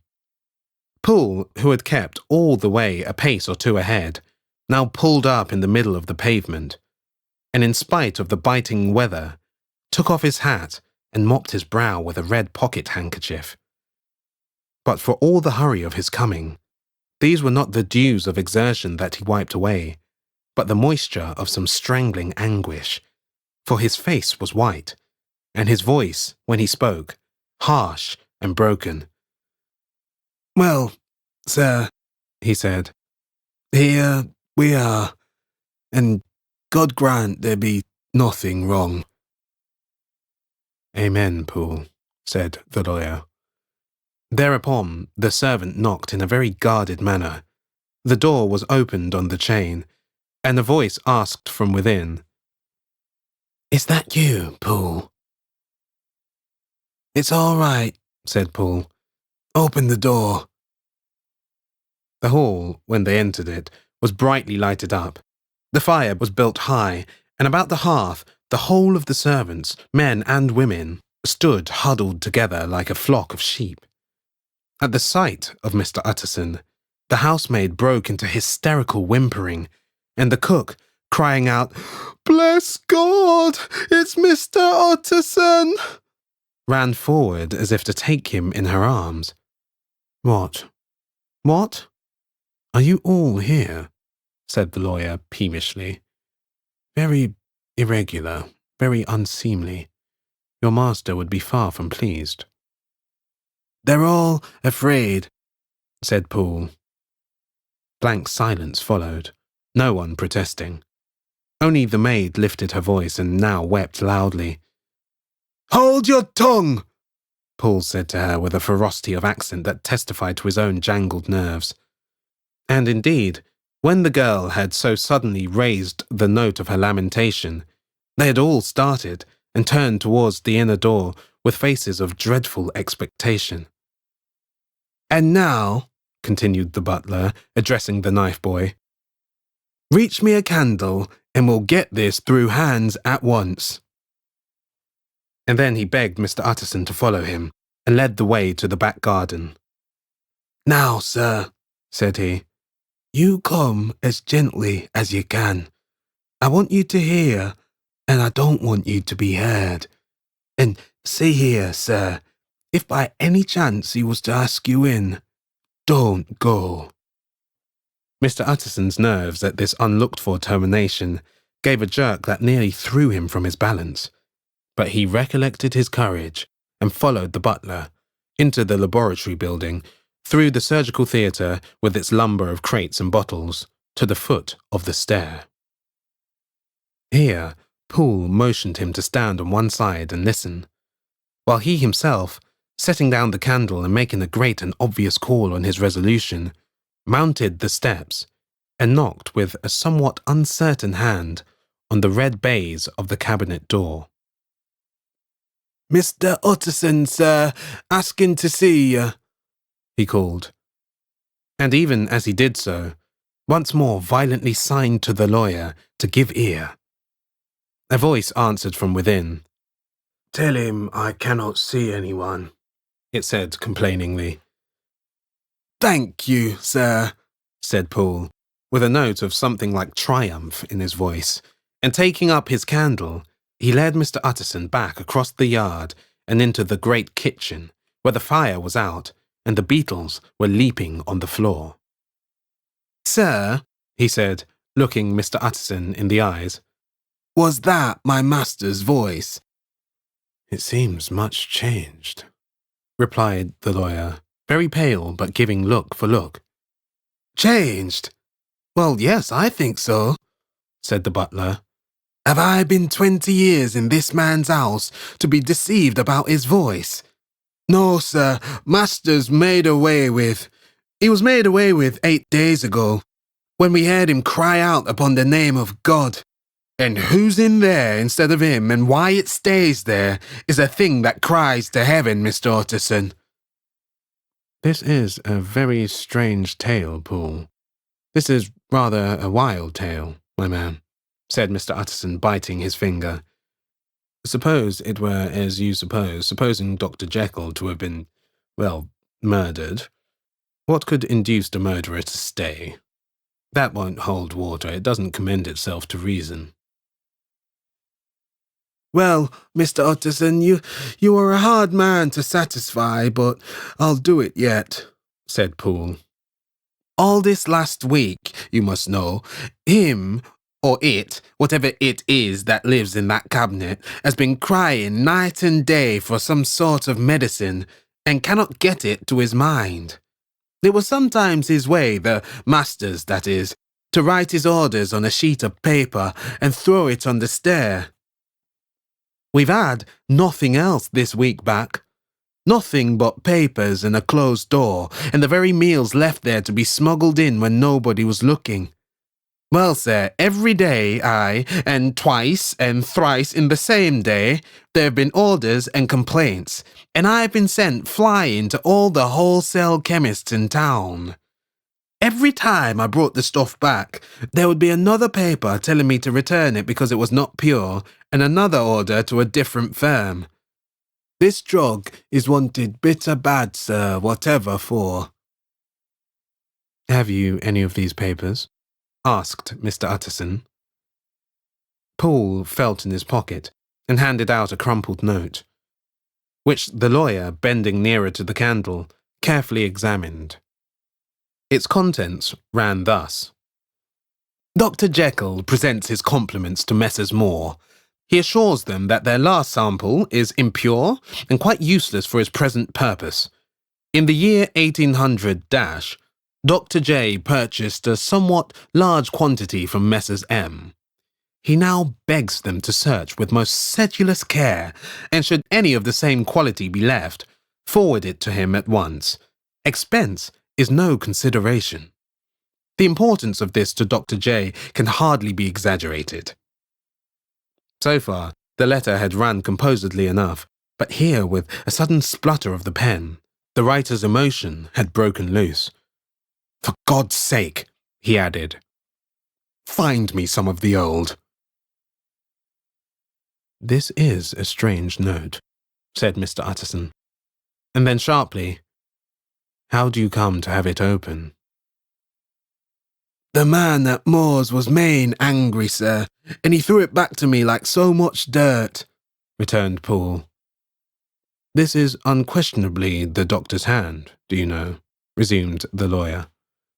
"I thought it looked like it," said the servant rather sulkily. And then, with another voice, "But what matters hand of right?" he said. "I've seen him." "Seen him?" repeated Mr. Utterson. "Well?" "That's it," said Poole. "It was this way. I came suddenly into the theatre from the garden. It seemed he had slipped out to look for this drug, or whatever it is, for the cabinet door was open. And there he was, at the far end of the room, digging among the crates. He looked up when I came in, gave a kind of cry, and whipped upstairs into the cabinet. It was but for 1 minute that I saw him, but the hair stood upon my head like quills. Sir, if that was my master, why had he a mask upon his face? If it was my master, why did he cry out like a rat and run from me? I have served him long enough. And then—" The man paused and passed his hand over his face. "These are all very strange circumstances," said Mr. Utterson, "but I think I begin to see daylight. Your master, Poole, is plainly seized with one of those maladies that both torture and deform the sufferer. Hence, for aught I know, the alteration of his voice. Hence the mask and the avoidance of his friends. Hence his eagerness to find this drug, by means of which the poor soul retains some hope of ultimate recovery. God grant that he be not deceived. There is my explanation. It is sad enough, Poole, aye, and appalling to consider, but it is plain and natural, hangs well together, and delivers us from all exorbitant alarms." "Sir," said the butler, turning to a sort of mottled pallor, "that thing was not my master. And there's the truth. My master," here he looked round him and began to whisper, "is a tall, fine build of a man, and this was more of a dwarf." Utterson attempted to protest. "Oh, sir," cried Poole, "do you think I do not know my master after 20 years? Do you think I do not know where his head comes to in the cabinet door where I saw him every morning of my life? No, sir, that thing in the mask was never Dr. Jekyll. God knows what it was, but it was never Dr. Jekyll. And it is the belief of my heart that there was murder done." "Poole," replied the lawyer, "if you say that, it will become my duty to make certain. Much as I desire to spare your master's feelings, much as I am puzzled by this note which seems to prove him to still be alive, I shall consider it my duty to break in that door." "Ah, Mr. Utterson, that's talking," cried the butler. "And now comes the second question," resumed Utterson. "Who is going to do it?" "Why, you and me, sir," was the undaunted reply. "That's very well said," returned the lawyer, "and whatever comes of it, I shall make it my business to see you are no loser." "There is an axe in the theatre," continued Poole, "and you might take the kitchen poker for yourself." The lawyer took that rude but weighty instrument into his hand, and balanced it. "Do you know, Paul," he said, looking up, "that you and I are about to place ourselves in a position of some peril?"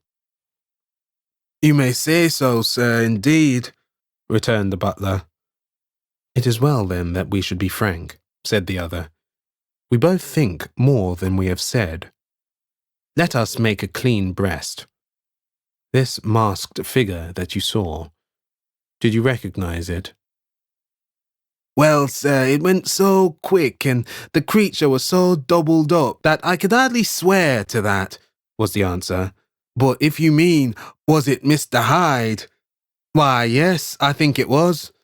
You see, it was much of the same bigness, and it had the same quick, light way with it. And then, who else could have got in by the laboratory door? You have not forgot, sir, that at the time of the murder, he had still the key with him. But that's not all. I don't know, Mr. Utterson, if you ever met this Mr. Hyde."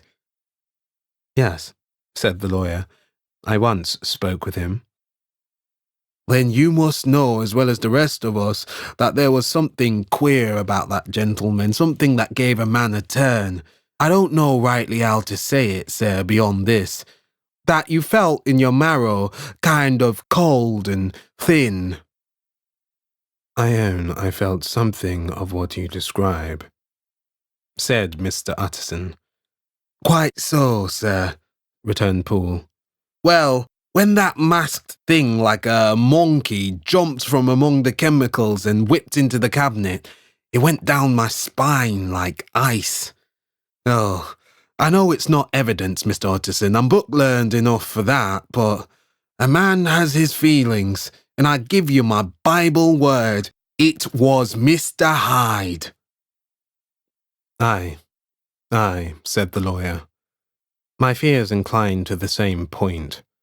Evil, I fear, founded, evil was sure to come of that connection."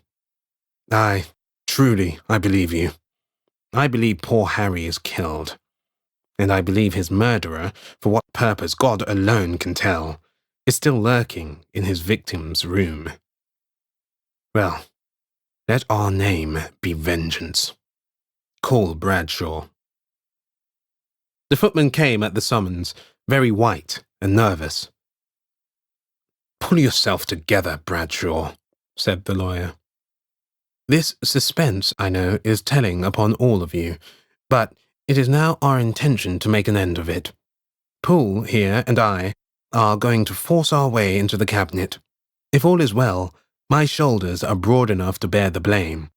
Meanwhile, lest anything should really be amiss, or any malefactor seek to escape by the back, you and the boy must go round the corner with a pair of good sticks and take your post at the laboratory door. We give you 10 minutes to get to your stations." As Bradshaw left, the lawyer looked at his watch.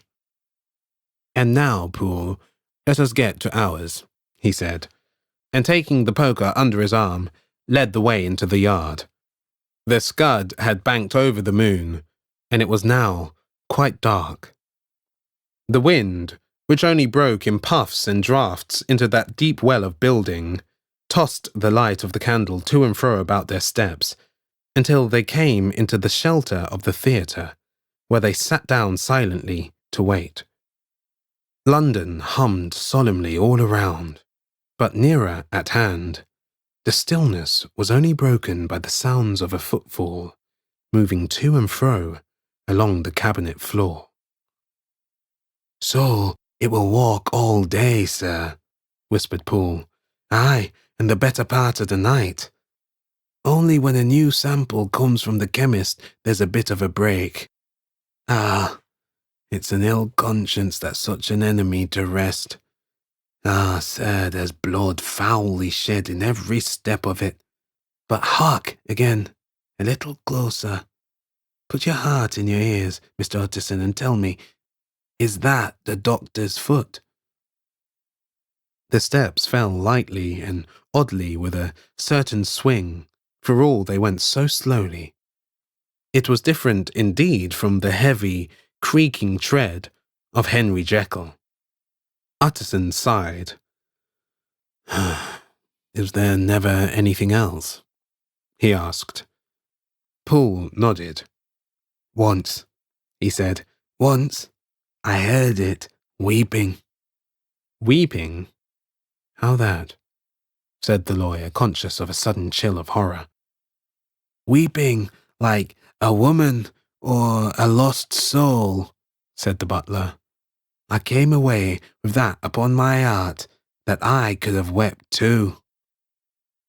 But now the 10 minutes drew to an end. Poole disinterred the axe from under a stack of packing straw. The candle was set upon the nearest table to light them to the attack, and they drew near with bated breath to where that patient foot was still going up and down in the quiet of the night. Jekyll, cried Utterson with a loud voice, I demand to see you. He paused a moment, but there came no reply. I give you fair warning. Our suspicions are aroused, and I must and shall see you. He resumed. If not by fair means, then by foul. If not of your consent, then by brute force. Utterson, said the voice. For God's sake, have mercy. Ah, that's not Jekyll's voice. It's Hyde's, cried Utterson. Down with the door, Poole. Poole swung the axe over his shoulder. The blow shook the building, and the red baize door leapt against the lock and hinges. A dismal screech, as of mere animal terror, rang from the cabinet. Up went the axe again, and again the panels crashed and the frame bounded. 4 times the blow fell, but the wood was tough, and the fittings were of excellent workmanship, and it was not until the 5th that the lock burst and the wreck of the door fell inwards on the carpet. The besiegers, appalled by their own riot and the stillness that had succeeded, stood back a little and peered in. There lay the cabinet before their eyes in the quiet lamplight, a good fire glowing and chattering on the hearth, the kettle singing its thin strain, a drawer or two open, papers neatly set forth on the business table, and nearer the fire, the things laid out for tea. The quietest room, you would have said, and but for the glazed presses full of chemicals, the most commonplace that night in London. Right in the middle, there lay the body of a man sorely contorted and still twitching. They drew near on tiptoe, turned it on its back, and beheld the face of Edward Hyde. He was dressed in clothes far too large for him, clothes of the doctor's bigness.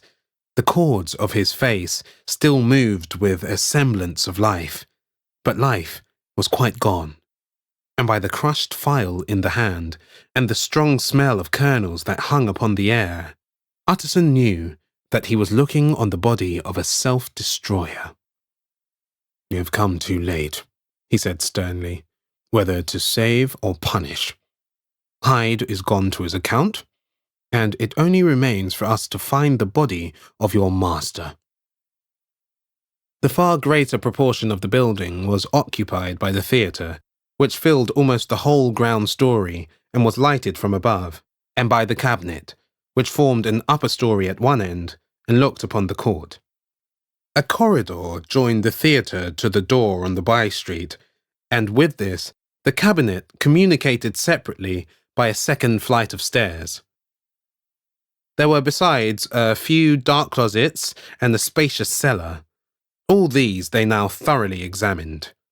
Each closet needed but a glance, for all were empty, and all, by the dust that fell from their doors, had stood long unopened.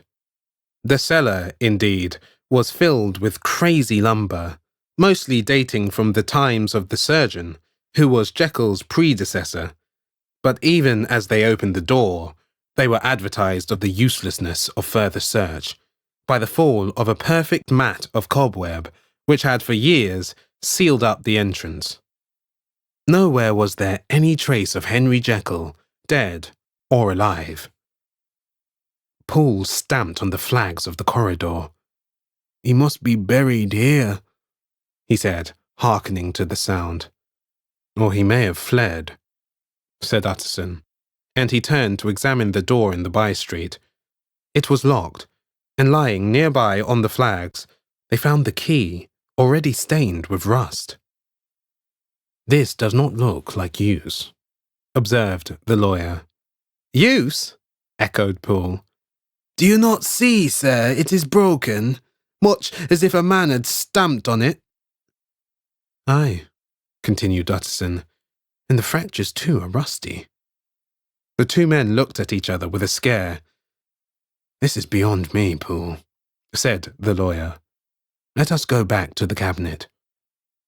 They mounted the stair in silence, and still, with the occasional awe-struck glance at the dead body, proceeded more thoroughly to examine the contents of the cabinet. At one table, there were traces of chemical work, various measured heaps of some white salt being laid on glass saucers, as though for an experiment in which the unhappy man had been prevented. That is the same drug that I was always bringing him, said Poole, and even as he spoke, the kettle, with a startling noise, boiled over. This brought them to the fireside, where the easy chair was drawn cosily up, and the tea-thing stood ready to the sitter's elbow, the very sugar in the cup. There were several books on a shelf. One lay beside the tea-things, open, and Utterson was amazed to find it a copy of a pious work for which Jekyll had several times expressed a great esteem, annotated in his own hand, with startling blasphemies. Next, in the course of their review of the chamber, the searchers came to the cheval glass, into whose depths they looked with an involuntary horror. But it was so turned as to show them nothing but the rosy glow playing on the roof, the fire sparkling in 100 repetitions along the glazed front of the presses, and their own pale and fearful countenances stooping to look in. This glass has seen some strange things, sir, whispered Poole.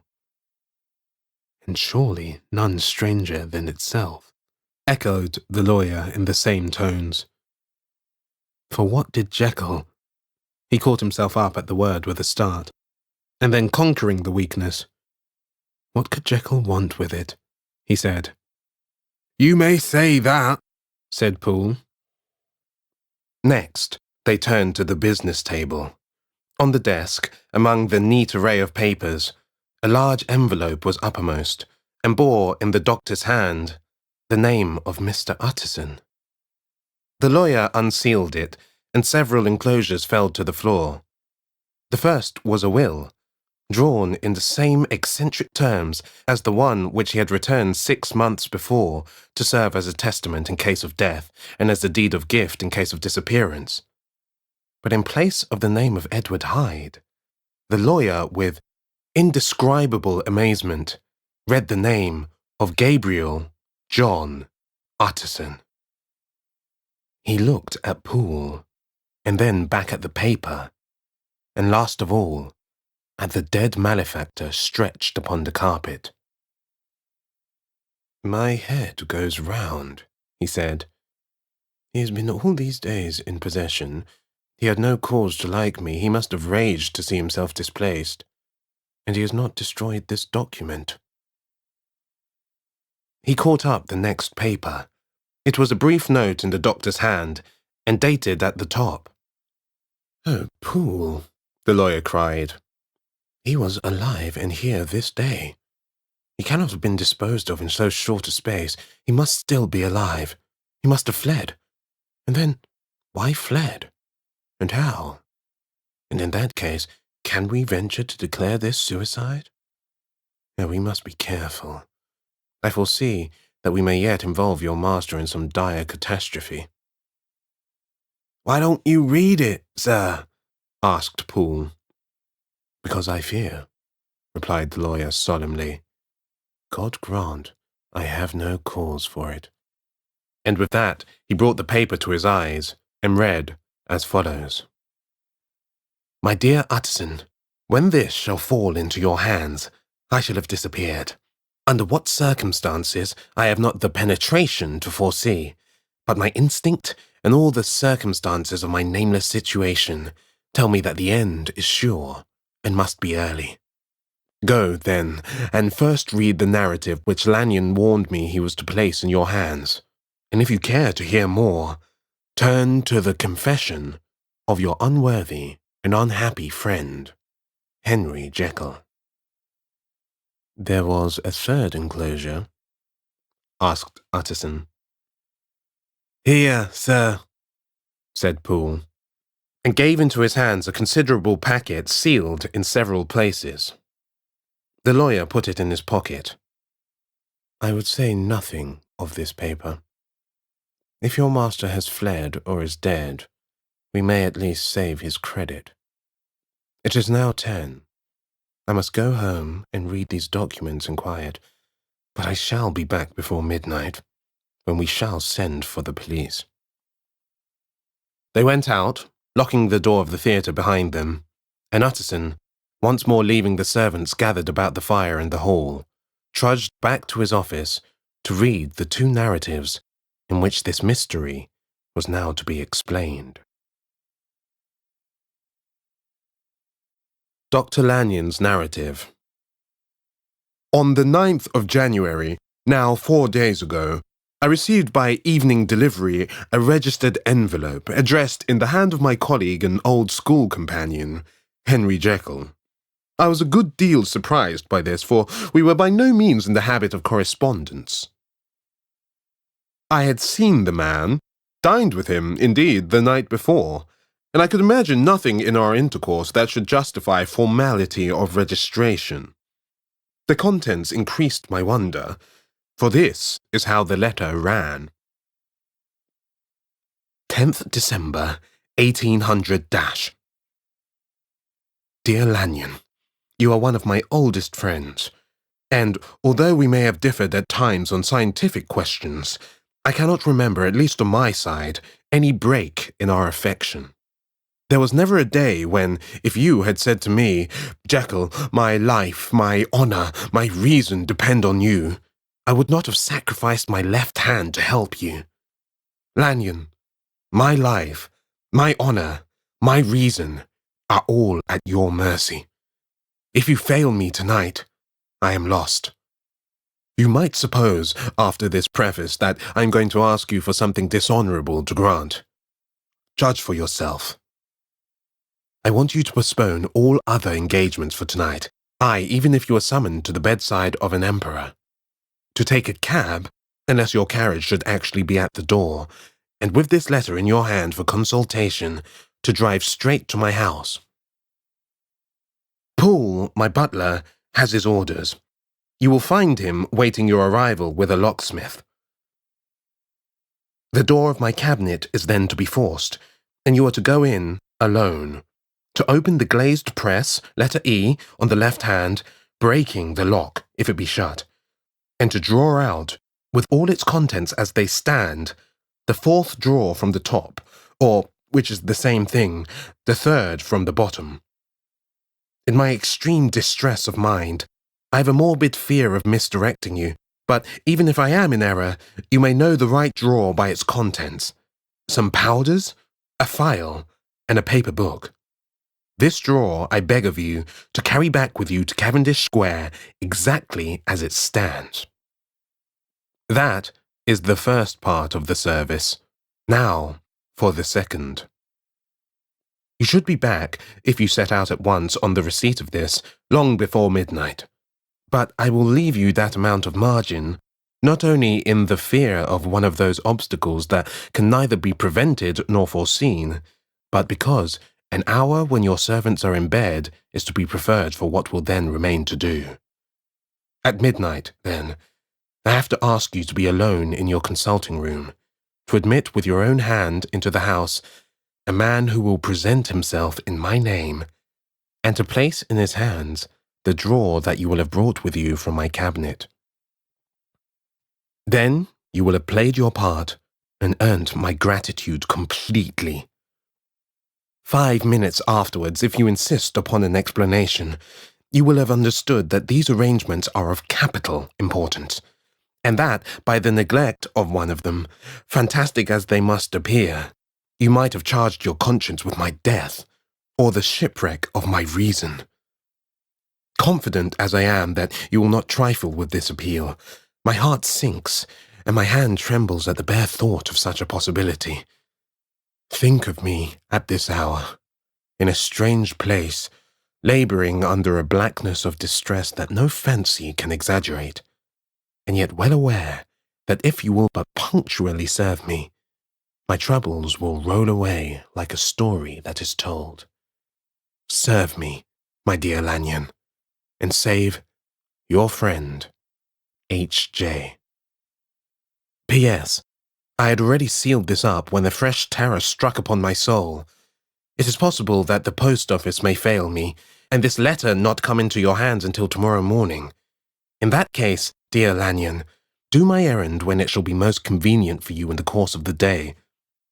And once more, expect my messenger at midnight. It may then already be too late, and if that night passes without event, you will know that you have seen the last of Henry Jekyll. Upon the reading of this letter, I made sure my colleague was insane. But till that was proved beyond the possibility of doubt, I felt bound to do as he requested. The less I understood of this farrago, the less I was in a position to judge of its importance, and an appeal so worded could not be set aside without a grave responsibility. I rose accordingly from the table, got into a hansom, and drove straight to Jekyll's house. The butler was awaiting my arrival. He had received by the same post as mine a registered letter of instruction, and had sent at once for a locksmith and a carpenter. The tradesmen came while we were yet speaking, and we moved in a body to old Dr. Denman's surgical theatre, from which, as you are doubtless aware, Jekyll's private cabinet is most conveniently entered. The door was very strong, the lock excellent. The carpenter avowed he would have great trouble and have to do much damage if force were to be used, and the locksmith was near despair. But this last was a handy fellow, and after 2 hours' work, the door stood open. The press marked E was unlocked, and I took out the drawer, had it filled up with straw and tied in a sheet, and returned with it to Cavendish Square. Here I proceeded to examine its contents. The powders were neatly enough made up, but not with the nicety of the dispensing chemist, so that it was plain they were of Jekyll's private manufacture. And when I opened one of the wrappers, I found what seemed to me a simple crystalline salt of a white colour. The phial, to which I next turned my attention, might have been about half full of a blood-red liquor, which was highly pungent to the sense of smell, and seemed to me to contain phosphorus and some volatile ether. At the other ingredients, I could make no guess. The book was an ordinary version book, and contained little but a series of dates. These covered a period of many years, but I observed that the entries ceased nearly a year ago, and quite abruptly. Here and there a brief remark was appended to a date, usually no more than a single word. Double, occurring perhaps 6 times in a total of several hundred entries, and once, very early in the list, and followed by several marks of exclamation. Total failure. All this, though it whetted my curiosity, told me little that was definite. Here were a phial of some salt, and the record of a series of experiments that had led, like too many of Jekyll's investigations, to no end of practical usefulness. How could the presence of these articles in my house affect either the honour, the sanity, or the life of my flighty colleague? If his messenger could go to one place, why could he not go to another? And even granting some impediment, why was this gentleman to be received by me in secret? The more I reflected, the more convinced I grew that I was dealing with a case of cerebral disease, and though I dismissed my servants to bed, I loaded an old revolver that I might be found in some posture of self-defence. 12 o'clock had scarce rung out over London ere the knocker sounded very gently on the door. I went myself at the summons, and found a small man crouching against the pillars of the portico. "Are you come from Dr. Jekyll?" I asked. He told me yes by a constrained gesture, and when I had bidden him enter, he did not obey me without a searching backward glance into the darkness of the square.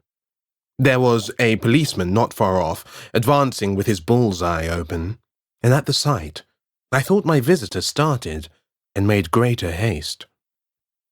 These particulars struck me, I confess, disagreeably, and as I followed him into the bright light of the consulting room, I kept my hand ready on my weapon. Here, at last, I had a chance of clearly seeing him. I had never set eyes on him before, so much was certain. He was small, as I have said. I was struck besides with the shocking expression on his face, with his remarkable combination of great muscular activity and great apparent debility of constitution, and last but not least, with the odd subjective disturbance caused by his neighbourhood. This bore some resemblance to incipient rigour, and was accompanied by a marked sinking of the pulse. At the time, I set it down to some idiosyncratic, personal distaste, and merely wondered at the acuteness of the symptoms, but I have since had reason to believe the cause to lie much deeper in the nature of man, and to turn on some nobler hinge than the principle of hatred. This person, who had thus, from the first moment of his entrance, struck me in what I can only describe as a disgustful curiosity, was dressed in a fashion that would have made an ordinary person laughable. His clothes, that is to say, although they were of rich and sober fabric, were enormously too large for him in every measurement.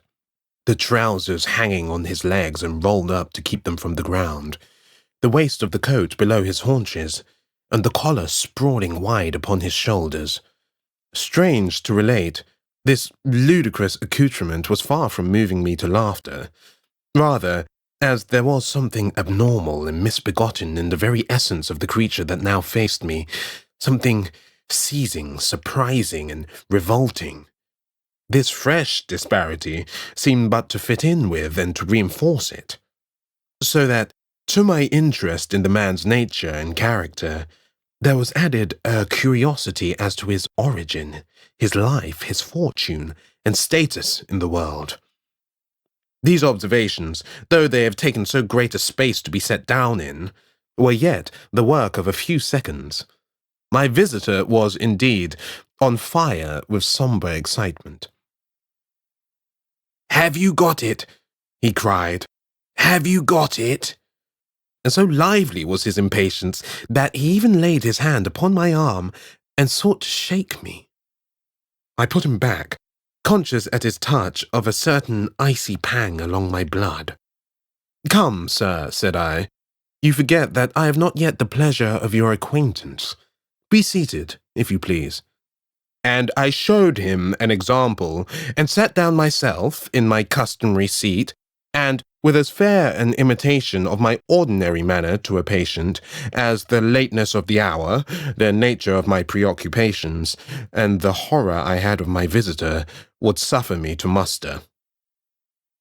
"I beg your pardon, Dr. Lanyon," he replied civilly enough. "What you say is very well founded, and my impatience has shown its heels to my politeness. I come here at the instance of your colleague, Dr. Henry Jekyll, on a piece of business of some moment, and I understood—" He paused and put his hand to his throat, and I could see, in spite of his collected manner, that he was wrestling against the approaches of the hysteria. "I understood a drawer." But here I took pity on my visitor's suspense, and some, perhaps, on my own growing curiosity. "There it is, sir," said I, pointing to the drawer. where it lay on the floor behind a table and still covered with the sheet. He sprang to it, and then paused and laid his hand upon his heart. I could hear his teeth grate with the convulsive action of his jaws, and his face was so ghastly to see that I grew alarmed both for his life and reason. "Compose yourself," said I. He turned a dreadful smile to me, and as if with the decision of despair, plucked away the sheet. At sight of the contents, he uttered one loud sob of such immense relief that I sat petrified. And the next moment, in a voice that was already fairly well under control, "Have you a graduated glass?" he asked. I rose from my place with something of an effort and gave him what he asked. He thanked me with a smiling nod, measured out a few minims of the red tincture, and added one of the powders. The mixture, which was at first of a reddish hue, began, in proportion as the crystals melted, to brighten in colour, to effervesce audibly, and to throw off small fumes of vapour. Suddenly, and at the same moment, the ebullition ceased, and the compound changed to a dark purple, which faded again more slowly to a watery green. My visitor, who had watched these metamorphoses with a keen eye, smiled, set down the glass upon the table, and then turned and looked upon me with an air of scrutiny. "And now," said he, "to settle what remains. Will you be wise? Will you be guided? Will you suffer me to take this glass in my hand and to go forth from your house without further parley? Or has the greed of curiosity too much command of you? Think before you answer, for it shall be done as you decide. As you decide, you shall be left as you were before, and neither richer nor wiser, unless the sense of service rendered to a man in mortal distress may be counted as a kind of riches of the soul. Or, if you shall so prefer to choose, a new province of knowledge, and new avenues to fame and power shall be laid open to you, here, in this room, upon the instant, and your sight shall be blasted by a prodigy to stagger the unbelief of Satan." "Sir," said I, affecting a coolness that I was far from truly possessing, "you speak enigmas, and you will perhaps not wonder that I hear you with no very strong impression of belief. But I have gone too far in the way of inexplicable services to pause before I see the end." "It is well," replied my visitor. "Lanyon, you remember your vows. What follows is under the seal of our profession. And now, you, who have so long been bound to the most narrow and material views, you who have denied the virtue of transcendental medicine, you who have derided your superiors, behold." He put the glass to his lips and drank at one gulp. A cry followed. He reeled, staggered, clutched at the table and held on, staring with injected eyes, gasping with open mouth. And as I looked, there came, I thought, a change. He seemed to swell. His face became suddenly black, and the features seemed to melt and alter.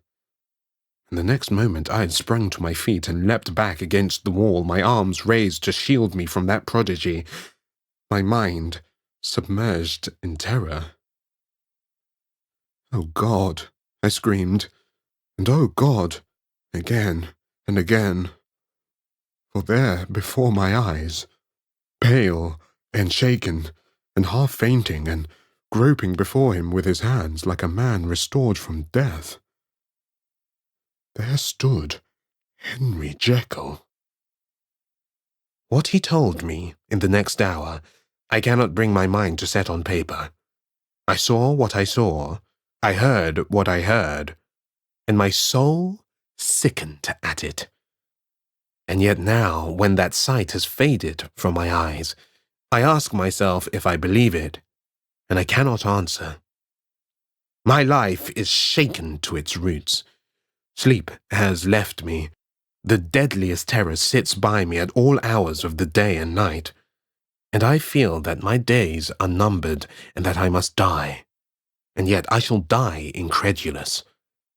As for the moral turpitude that man unveiled to me, even with tears of penitence, I cannot, even in memory, dwell on it without a start of horror.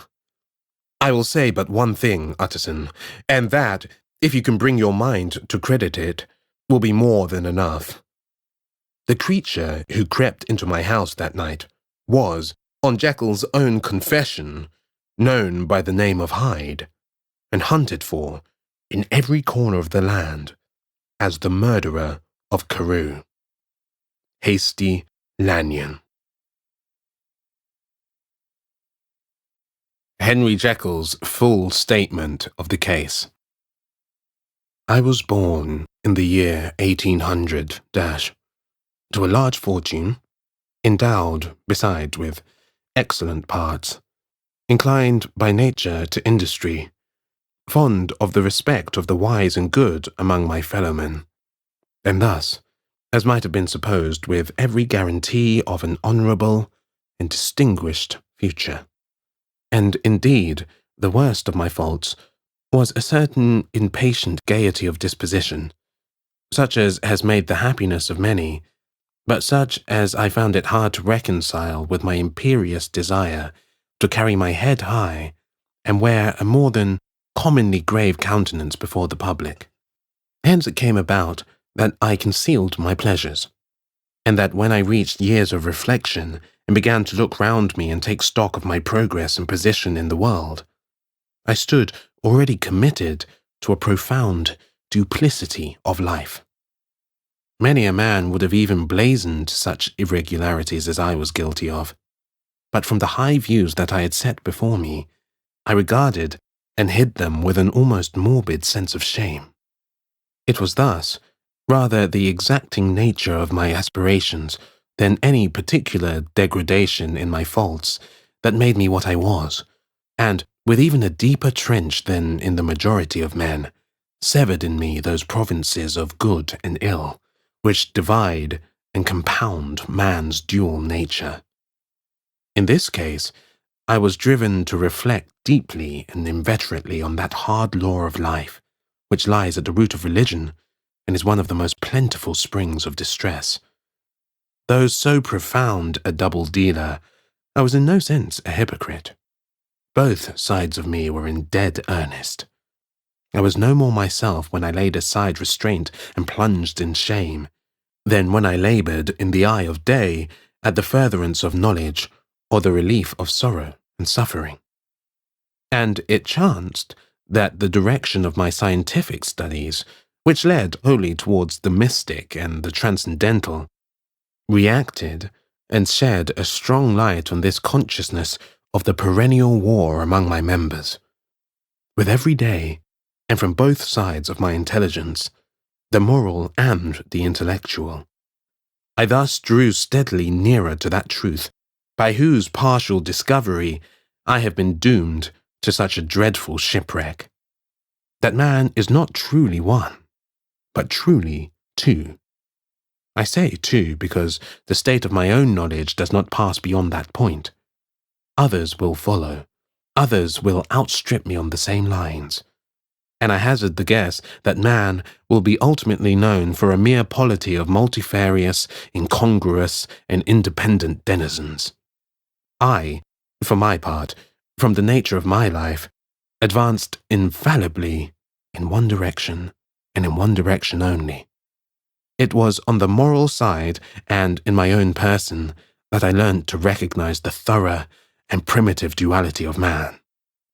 I saw that, of the two natures that contended in the field of my consciousness, even if I could rightly be said to be either, it was only because I was radically both.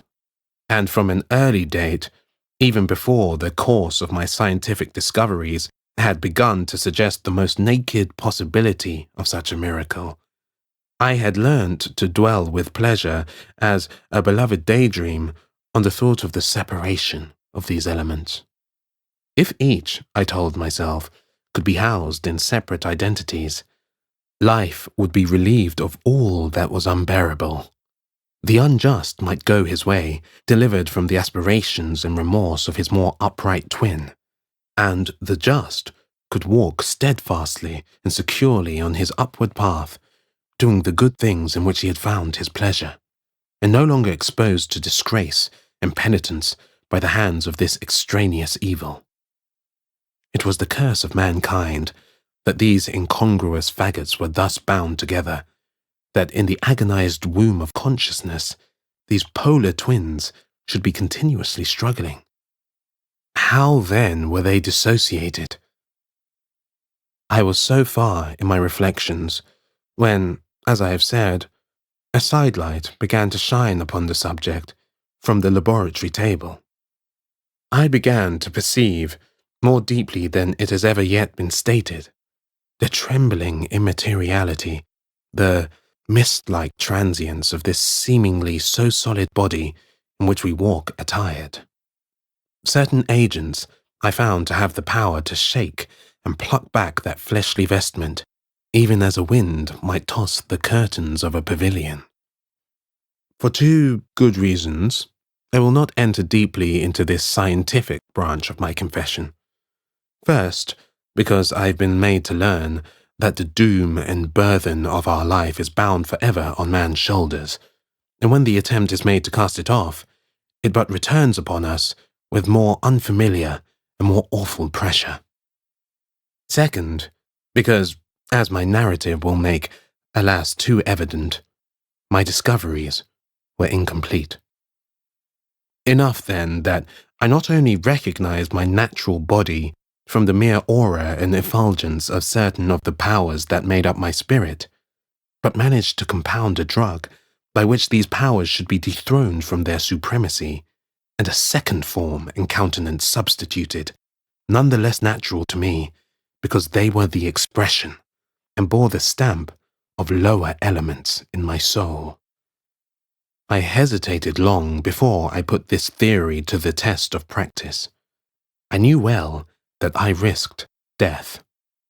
For any drug that so potently controlled and shook the very fortress of identity might, by the least scruple of an overdose, or at the least inopportunity in the moment of exhibition, utterly blot out that immaterial tabernacle which I looked to it to change. But the temptation of a discovery so singular and profound at last overcame the suggestions of alarm. I had long since prepared my tincture.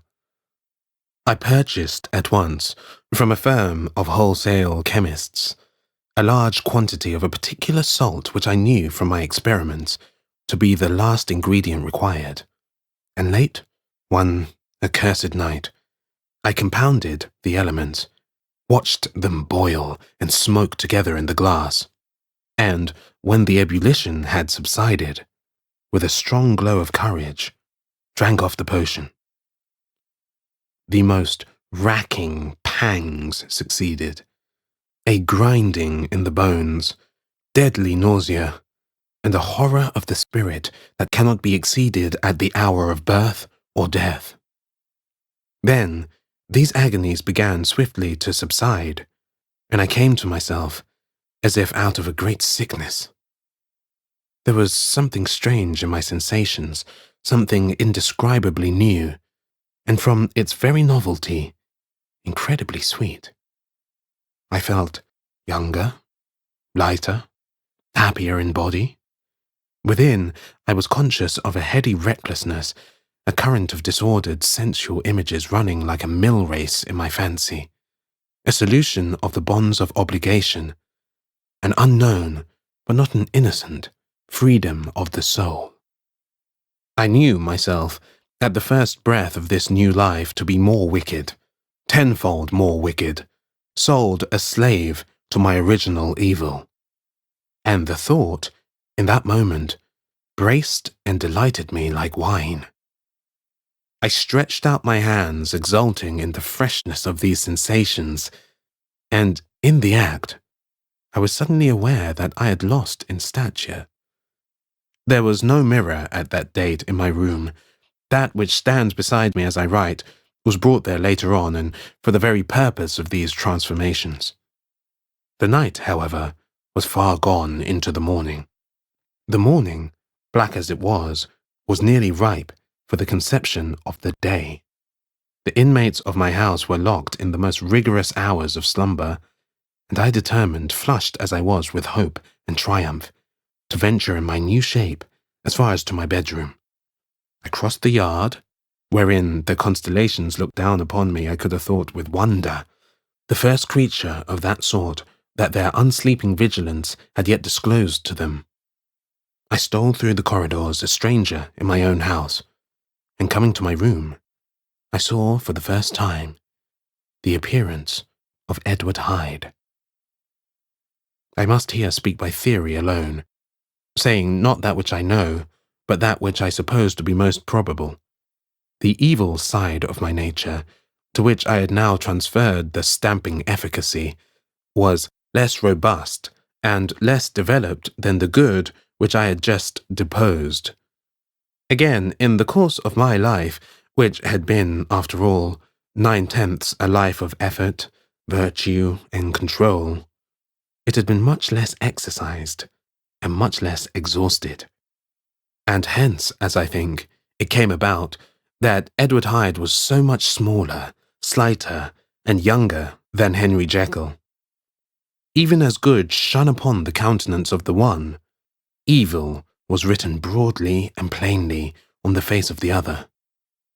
Evil, besides, which I must still believe to be the lethal side of man, had left on that body an imprint of deformity and decay. And yet, when I looked upon that ugly idol in the glass, I was conscious of no repugnance, rather of a leap of welcome. This, too, was myself.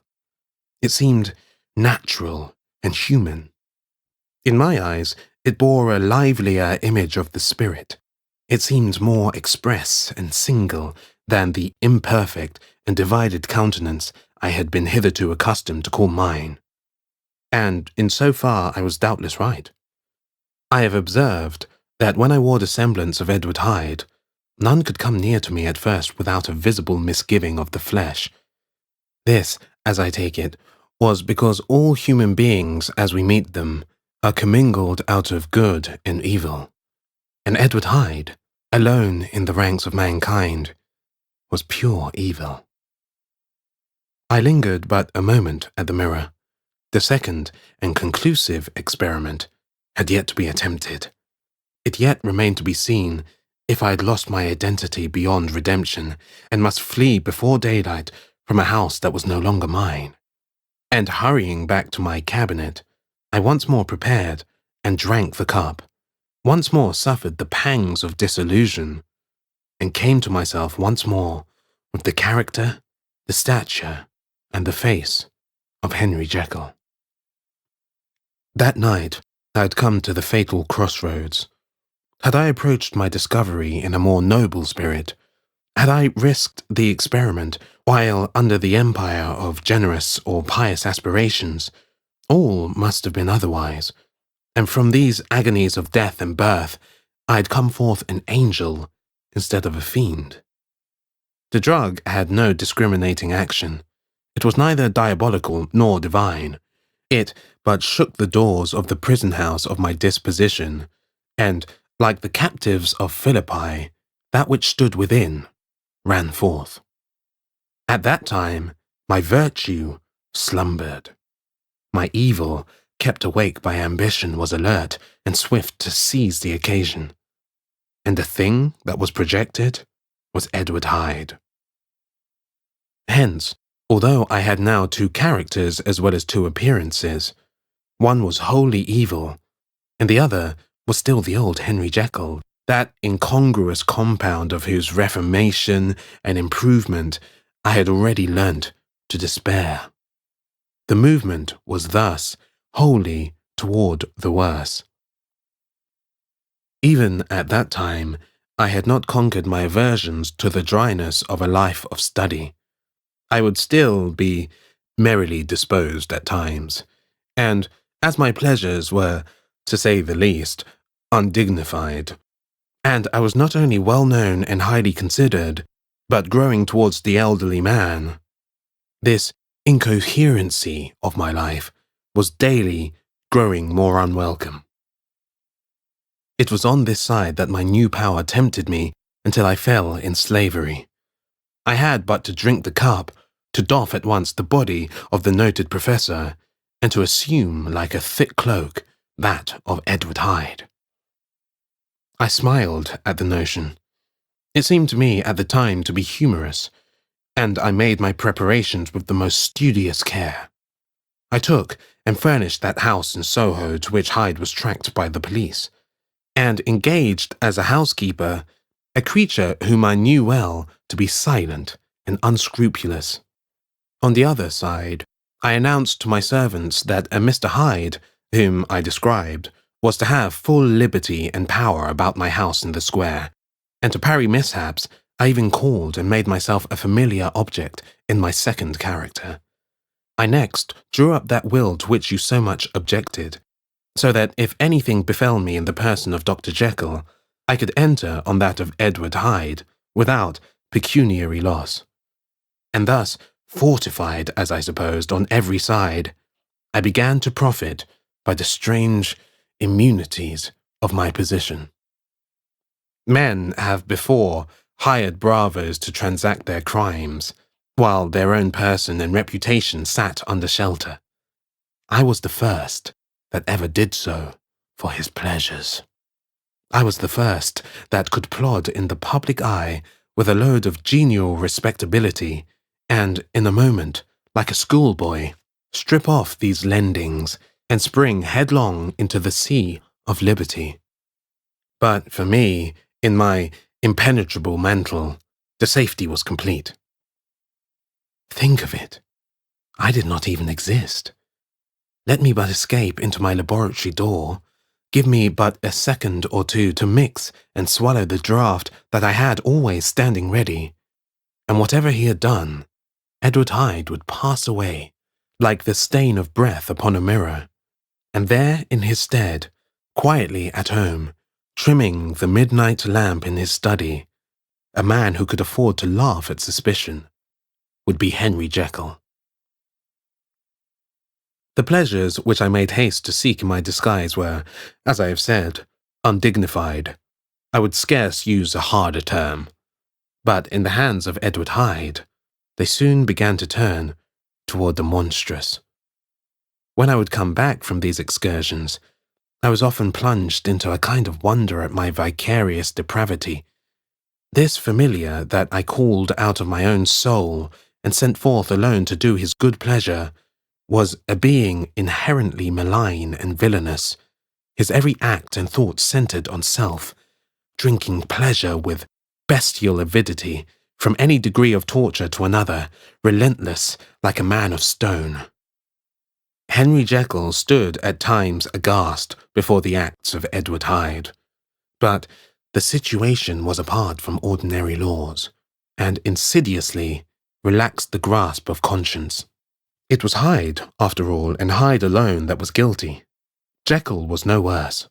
He woke again to his good qualities, seemingly unimpaired. He would even make haste, where it was possible, to undo the evil done by Hyde, and thus his conscience slumbered. Into the details of the infamy at which I thus connived, for even now I can scarce grant that I committed it, I have no design of entering.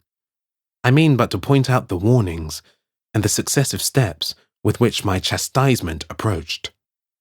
I met with one accident which, as it brought on no consequence, I shall no more than mention. An act of cruelty to a child aroused against me the anger of a passer-by, whom I recognized the other day in the person of your kinsman. The doctor and the child's family joined him. There were moments when I feared for my life. And at last, in order to pacify their too just resentment, Edward Hyde had to bring them to the door and pay them in a cheque drawn in the name of Henry Jekyll. But this danger was easily eliminated from the future by opening an account at another bank in the name of Edward Hyde himself. And when, by sloping my own hand backward, I had supplied my double with a signature, I thought I sat beyond the reach of fate. Some 2 months before the murder of Sir Danvers, I had been out for one of my adventures, had returned at a late hour, and woke the next day in bed with somewhat odd sensations. It was in vain I looked about me. In vain I saw the decent furniture and tall proportions of my room in the square. In vain that I recognized the pattern of the bed curtains and the design of the mahogany frame. Something still kept insisting that I was not where I was, that I had not wakened where I seemed to be, but in the little room in Soho, where I was accustomed to sleep in the body of Edward Hyde. I smiled to myself, and in my psychological way began lazily to inquire into the elements of this illusion, occasionally, even as I did so, dropping back into a comfortable morning doze. I was still so engaged when, in one of my more wakeful moments, my eyes fell upon my hand. Now, the hand of Henry Jekyll, as you have often remarked, was professional in shape and size. It was large, firm, white, and comely. But the hand which I now saw, clearly enough, in the yellow light of a mid-London morning, lying half shut on the bedclothes, was lean, corded, knuckly, of a dusky pallor, and thickly shaded with a swart growth of hair. It was the hand of Edward Hyde. I must have stared upon it for near half a minute, sunk as I was in the mere stupidity of wonder, before terror woke in my breast as sudden and startling as the crash of cymbals, and, bounding from my bed, I rushed to the mirror.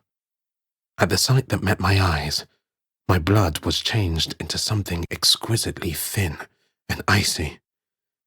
Yes, I had gone to bed Henry Jekyll. I had awakened Edward Hyde. How was this to be explained, I asked myself. And then, with another bound of terror, how was it to be remedied? It was well on in the morning. The servants were up. All my drugs were in the cabinet. A long journey down 2 pairs of stairs, through the back passage, across the open court, and through the anatomical theatre, from where I was then standing horror-struck.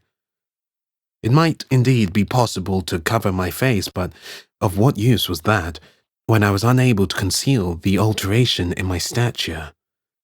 And then, with an overpowering sweetness of relief, it came back upon my mind that the servants were already used to the coming and going of my second self. I had soon dressed as well as I was able in clothes of my own size, had soon passed through the house, where Bradshaw stared and drew back at seeing Mr. Hyde at such an hour and in such a strange array, and 10 minutes later, Dr. Jekyll had returned to his own shape, and was sitting down with a darkened brow, to make a feint of breakfasting. Small indeed was my appetite.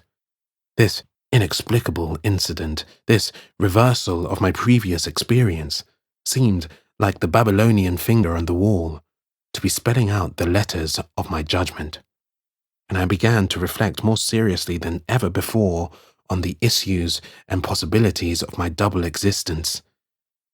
That part of me which I had the power of projecting had lately been much exercised and nourished. It had seemed to me of late as though the body of Edward Hyde had grown in stature, as though, when I wore that form, I were conscious of a more generous tide of blood. And I began to spy a danger that if this were much prolonged, the balance of my nature might be permanently overthrown, the power of voluntary change be forfeited, and the character of Edward Hyde become irrevocably mine.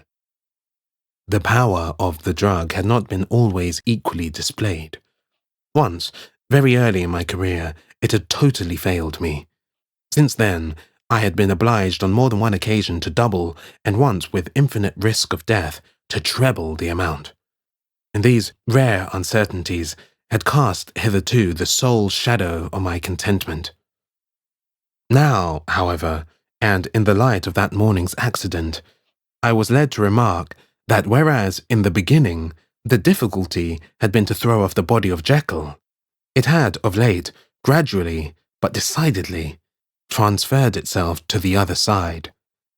All things, therefore, seemed to point to this, that I was slowly losing hold of my original and better self, and becoming slowly incorporated with my second and worse. Between these two, I now felt I had to choose. My two natures had memory in common, but all other faculties were most unequally shared between them. Jekyll, who was composite, now with the most sensitive apprehensions, now with a greedy gusto, projected and shared in the pleasures and adventures of Hyde. But Hyde was indifferent to Jekyll, or but remembered him as the mountain bandit remembers the cavern in which he conceals himself from pursuit. Jekyll had more than a father's interest. Hyde had more than a son's indifference. To cast in my lot with Jekyll was to die to those appetites which I had long secretly indulged and had of late begun to pamper. To cast it in with Hyde was to die to 1,000 interests and aspirations, and to become, at a blow and forever, despised and friendless. The bargain might appear unequal, but there was still another consideration in the scales. For while Jekyll would suffer smartingly in the fires of abstinence, Hyde would not be even conscious of all that he had lost. Strange as my circumstances were, the terms of this debate are as old and commonplace as man. Much the same inducements and alarms cast the die for any tempted and trembling sinner. And it fell out with me, as it falls with so vast a majority of my fellows, that I chose the better part, and was found wanting in the strength to keep to it. Yes, I preferred the elderly and discontented doctor, surrounded by friends and cherishing honest hopes, and bade a resolute farewell to the liberty, the comparative youth, the light step, leaping impulses, and secret pleasures that I had enjoyed in the disguise of Hyde. I made this choice, perhaps with some unconscious reservation, for I neither gave up the house in Soho, nor destroyed the clothes of Edward Hyde, which still lay ready in my cabinet. For 2 months, however, I was true to my determination. For 2 months, I led a life of such severity as I had never before attained to, and enjoyed the compensations of an approving conscience. But time began at last to obliterate the freshness of my alarm. The praises of conscience began to grow into a thing of course. I began to be tortured with throes and longings, as of Hyde struggling after freedom. And at last, in an hour of moral weakness, I once again compounded and swallowed the transforming draught. I do not suppose that when a drunkard reasons with himself upon his vice, he is once out of 500 times affected by the dangers that he runs through his brutish, physical insensibility. Neither had I, long as I'd considered my position, made enough allowance for the complete moral insensibility and insensate readiness to evil which were the leading characters of Edward Hyde. Yet it was by these that I was punished. My devil had been long caged. He came out roaring. I was conscious, even when I took the draught, of a more unbridled and more furious propensity to ill. It must have been this, I suppose, that stirred in my soul that tempest of impatience with which I listened to the civilities of my unhappy victim. I declare, at least before God, no man morally sane could have been guilty of that crime upon so pitiful a provocation, and that I struck in no more reasonable spirit and that in which a sick child may break a plaything. But I had voluntarily stripped myself of all those balancing instincts by which even the worst of us continue to walk with some degree of steadiness among temptations, and, in my case, to be tempted, however slightly, was to fall. Instantly, the spirit of hell awoke in me and raged. With a transport of glee, I mauled the unresisting body, tasting delight from every blow, and it was not till weariness had begun to succeed that I was suddenly, in the top fit of my delirium, struck through the heart by a cold thrill of terror. A mist dispersed. I saw my life to be forfeit, and fled from the scene of these excesses, at once glorying and trembling, my lust of evil gratified and stimulated, my love of life screwed to the topmost peg. I ran to the house in Soho, and, to make assurance doubly sure, destroyed my papers. Thence I set out through the lamp-lit streets, in the same divided ecstasy of mind, gloating on my crime, light-headedly devising others in the future, and yet still hastening and still hearkening in my wake for the steps of the avenger. Hyde had a song upon his lips as he compounded the draught, and as he drank it, pledged the dead man. The pangs of transformation had not done tearing him, before Henry Jekyll, with streaming tears of gratitude and remorse, had fallen upon his knees and lifted his clasped hands to God. The veil of self-indulgence was rent from head to foot. I saw my life as a whole. I followed it up from the days of childhood, when I had walked with my father's hand, and through the self-denying toils of my professional life, to arrive again and again, with the same sense of unreality, at the damned horrors of the evening. Oh, I could have screamed aloud. I sought with tears and prayers to smother down the crowd of hideous images and sounds with which my memory swarmed against me. And still, between the petitions, the ugly face of my iniquity stared into my soul. As the acuteness of this remorse began to die away, it was succeeded by a sense of joy. The problem of my conduct was solved. Hyde was thenceforth impossible. Whether I would or not, I was now confined to the better part of my existence.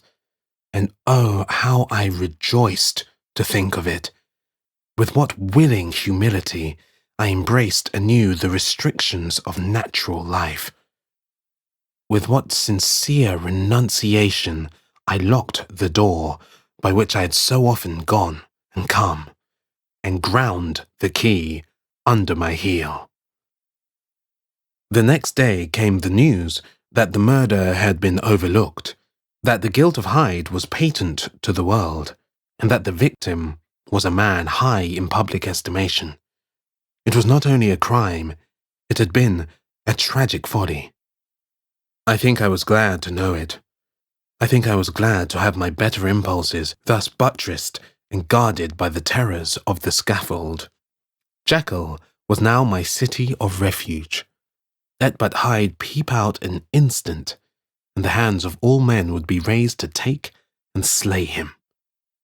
I resolved in my future conduct to redeem the past, and I can say with honesty that my resolve was fruitful to some good. You know yourself how earnestly, in the last months of the last year, I laboured to relieve suffering. You know that much was done for others, and that the days passed quietly, almost happily for myself. Nor can I truly say that I wearied of this beneficent and innocent life. I think instead that I daily enjoyed it more completely, but I was still cursed with my duality of purpose. And as the first edge of my penitence wore off, the lower side of me, so long indulged, so recently chained down, began to growl for license. Not that I dreamed of resuscitating Hyde. The bare idea of that would startle me to frenzy. No, it was in my own person that I was once more tempted to trifle with my conscience. And it was as an ordinary, secret sinner that I at last fell before the assaults of temptation. There comes an end to all things. The most capacious measure is filled at last. And this brief condescension to my evil finally destroyed the balance of my soul. And yet, I was not alarmed. The fall seemed natural, like a return to the old days before I had made my discovery. It was a fine, clear, January day, wet underfoot where the frost had melted, but cloudless overhead, and the Regent's Park was full of winter chirrupings and sweet with spring odours. I sat in the sun on a bench, the animal within me licking the chops of memory, the spiritual side a little drowsed, promising subsequent penitence, but not yet moved to begin. After all, I reflected, I was like my neighbours. And then I smiled, comparing myself with other men, comparing my active goodwill with the lazy cruelty of their neglect. And at the very moment of that vainglorious thought, a qualm came over me, a horrid nausea, and the most deadly shuddering. These passed away and left me faint. And then, as in its turn, faintness subsided, I began to be aware of a change in the temper of my thoughts, a greater boldness, a contempt of danger, a solution of the bonds of obligation. I looked down. My clothes hung formlessly on my shrunken limbs. The hand that lay on my knee was corded and hairy. I was once more Edward Hyde. A moment before I had been safe of all men's respect, wealthy, beloved, the cloth laying for me in the dining room at home. And now I was the common quarry of mankind, hunted, houseless, a known murderer, thrall to the gallows. My reason wavered, but it did not fail me utterly. I have more than once observed that, in my second character, my faculties seemed sharpened to a point, and my spirit more tensely elastic. Thus it came about that, where Jekyll perhaps might have succumbed, Hyde rose to the importance of the moment. My drugs were in one of the presses of my cabinet. How was I to reach them? That was the problem that, crushing my temples in my hands, I set myself to solve. The laboratory door I had closed. If I sought to enter by the house, my own servants would consign me to the gallows. I saw I must employ another hand, and thought of Lanyon. How was he to be reached? How persuaded? Supposing that I escaped capture in the streets, how was I to make my way into his presence? And how should I, an unknown and displeasing visitor, prevail on the famous physician to rifle the study of his colleague, Dr. Jekyll? Then I remembered that of my original character, one part remained to me. I could write my own hand. And once I had conceived that kindling spark, the way that I must follow became lighted up from end to end. Thereupon, I arranged my clothes as best I could, and, summoning a passing hansom, drove to an hotel in Portland Street, the name of which I chanced to remember. At my appearance, which was indeed comical enough, however tragic a fate these garments covered, the driver could not conceal his mirth. I gnashed my teeth upon him with a gust of devilish fury, and the smile withered from his face. Happily for him, yet more happily for myself, for in another instant I had certainly dragged him from his perch. At the inn, as I entered, I looked about me with so black a countenance as made the attendants tremble. Not a look did they exchange in my presence, but obsequiously took my orders, led me to a private room, and brought me wherewithal to write. Hyde, in danger of his life, was a creature new to me, shaken with inordinate anger, strung to the pitch of murder, lusting to inflict pain. Yet the creature was astute, mastered his fury with a great effort of the will, composed his 2 important letters, one to Lanyon and one to Poole, and that he might receive actual evidence of their being posted, sent them out with directions that they should be registered. Thenceforward, he sat all day over the fire in the private room, gnawing his nails. There he dined, sitting alone with his fears, the waiter visibly quailing before his eye. And thence, when the night was fully come, he set forth in the corner of a closed cab, and was driven to and fro about the streets of the city. He, I say, I cannot say I. That child of hell had nothing human. Nothing lived in him but fear and hatred. And when, at last, thinking the driver had begun to grow suspicious, he discharged the cab and ventured on foot, attired in his misfitting clothes, an object marked out for observation, into the midst of the nocturnal passengers, these 2 base passions raged within him like a tempest. He walked fast, hunted by his fears, chattering to himself, skulking through the less frequented thoroughfares, counting the minutes that still divided him from midnight.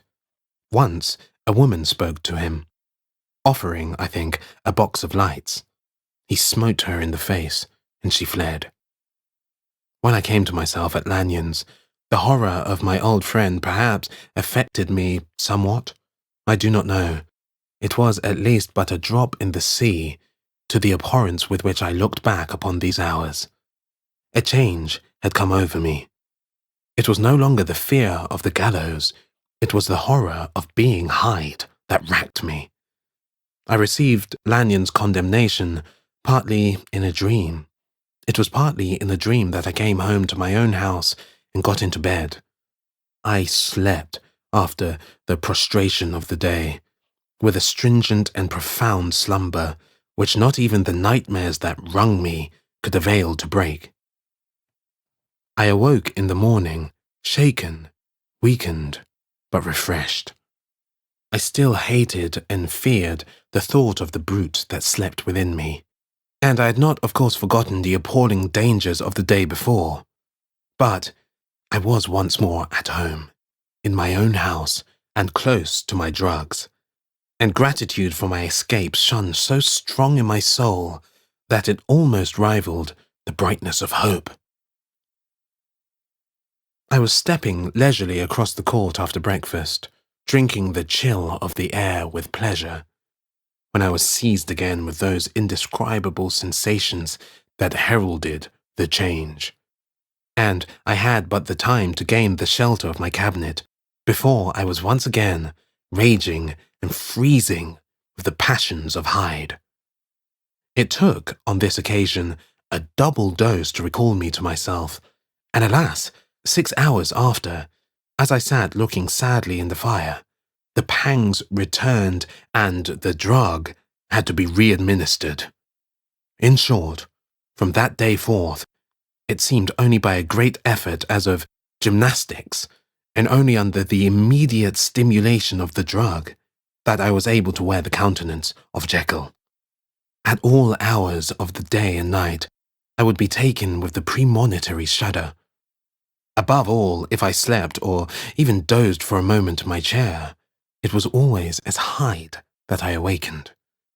Under the strain of this continually impending doom, and by the sleeplessness to which I now condemned myself, even beyond what I had thought possible to man, I became, in my own person, a creature eaten up and emptied by fever, languidly weak both in body and mind, and solely occupied by one thought, the horror of my other self. But when I slept, or when the virtue of the medicine wore off, I would leap almost without transition, for the pangs of transformation grew daily less marked, into the possession of a fancy brimming with images of terror, a soul boiling with causeless hatreds, and a body that seemed not strong enough to contain the raging energies of life. The powers of Hyde seemed to have grown with sickliness of Jekyll. And certainly the hate that now divided them was equal on each side. With Jekyll, it was a thing of vital instinct. He had now seen the full deformity of that creature that shared with him some of the phenomena of consciousness, and was co-heir with him to death. And beyond these links of community, which in themselves made the most poignant part of his distress, he thought of Hyde, for all his energy of life, as of something not only hellish, but inorganic. This was the shocking thing, that the slime of the pit seemed to utter cries and voices, that the amorphous dust gesticulated and sinned, that what was dead and had no shape should usurp the offices of life. And this again, that insurgent horror was knit to him closer than a wife, closer than an eye, lay caged in his flesh, where he heard it mutter and felt it struggle to be born, and at every hour of weakness, and in the confidence of slumber, prevailed against him, and deposed him out of life.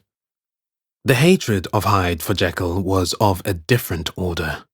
His terror of the gallows drove him continually to commit temporary suicide, and return to his subordinate station of a part instead of a person. But he loathed the necessity. He loathed the despondency into which Jekyll was now fallen, and he resented the dislike with which he was himself regarded. Hence the ape-like tricks that he would play me, scrawling in my own hand blasphemies on the pages of my books, burning the letters, and destroying the portrait of my father. And indeed, had it not been for his fear of death, he would long ago have ruined himself in order to involve me in the ruin. But his love of life is wonderful. I go further. I, who sicken and freeze at the mere thought of him, when I recall the abjection and passion of this attachment, and when I know how he fears my power to cut him off by suicide, I find it in my heart to pity him. It is useless, and the time awfully fails me to prolong this description. No one has ever suffered such torments. Let that suffice. And yet, even to these, habit brought, no, not alleviation, but a certain callousness of soul, a certain acquiescence of despair, and my punishment might have gone on for years, but for the last calamity which has now fallen, and which has finally severed me from my own face and nature. My provision of the salt, which had never been renewed since the date of the first experiment, began to run low. I sent out for a fresh supply and mixed the draught. The ebullition followed, and the first change of colour, not the second. I drank it, and it was without efficiency. You will learn from Poole how I have had London ransacked.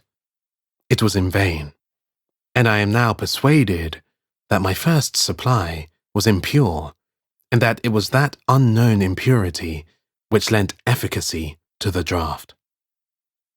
About a week has passed, and I am now finishing this statement under the influence of the last of the old powders. This, then, is the last time short of a miracle that Henry Jekyll can think his own thoughts, or see his own face now how sadly altered in the glass. Nor must I delay too long to bring my writing to an end. For if my narrative has hitherto escaped destruction, it has been by a combination of great prudence and great good luck. Should the throes of change take me in the act of writing it, Hyde will tear it in pieces. But if some time shall have elapsed after I have laid it by, his wonderful selfishness and circumscription to the moment will probably save it once again from the action of his ape-like spite. And indeed, the doom that is closing on us both has already changed and crushed him. Half an hour from now, when I shall again and forever re-endue that hated personality, I know how I shall sit shuddering and weeping in my chair, or continue with the most strained and fear-struck ecstasy of listening, to pace up and down this room, my last earthly refuge, and give ear to every sound of menace. Will Hyde die upon the scaffold? Or will he find courage to release himself at the last moment? God knows. I am careless. This is my true hour of death, and what is to follow concerns another than myself. Here, then, as I lay down the pen and proceed to seal up my confession, I bring the life of that unhappy Henry Jekyll to an end.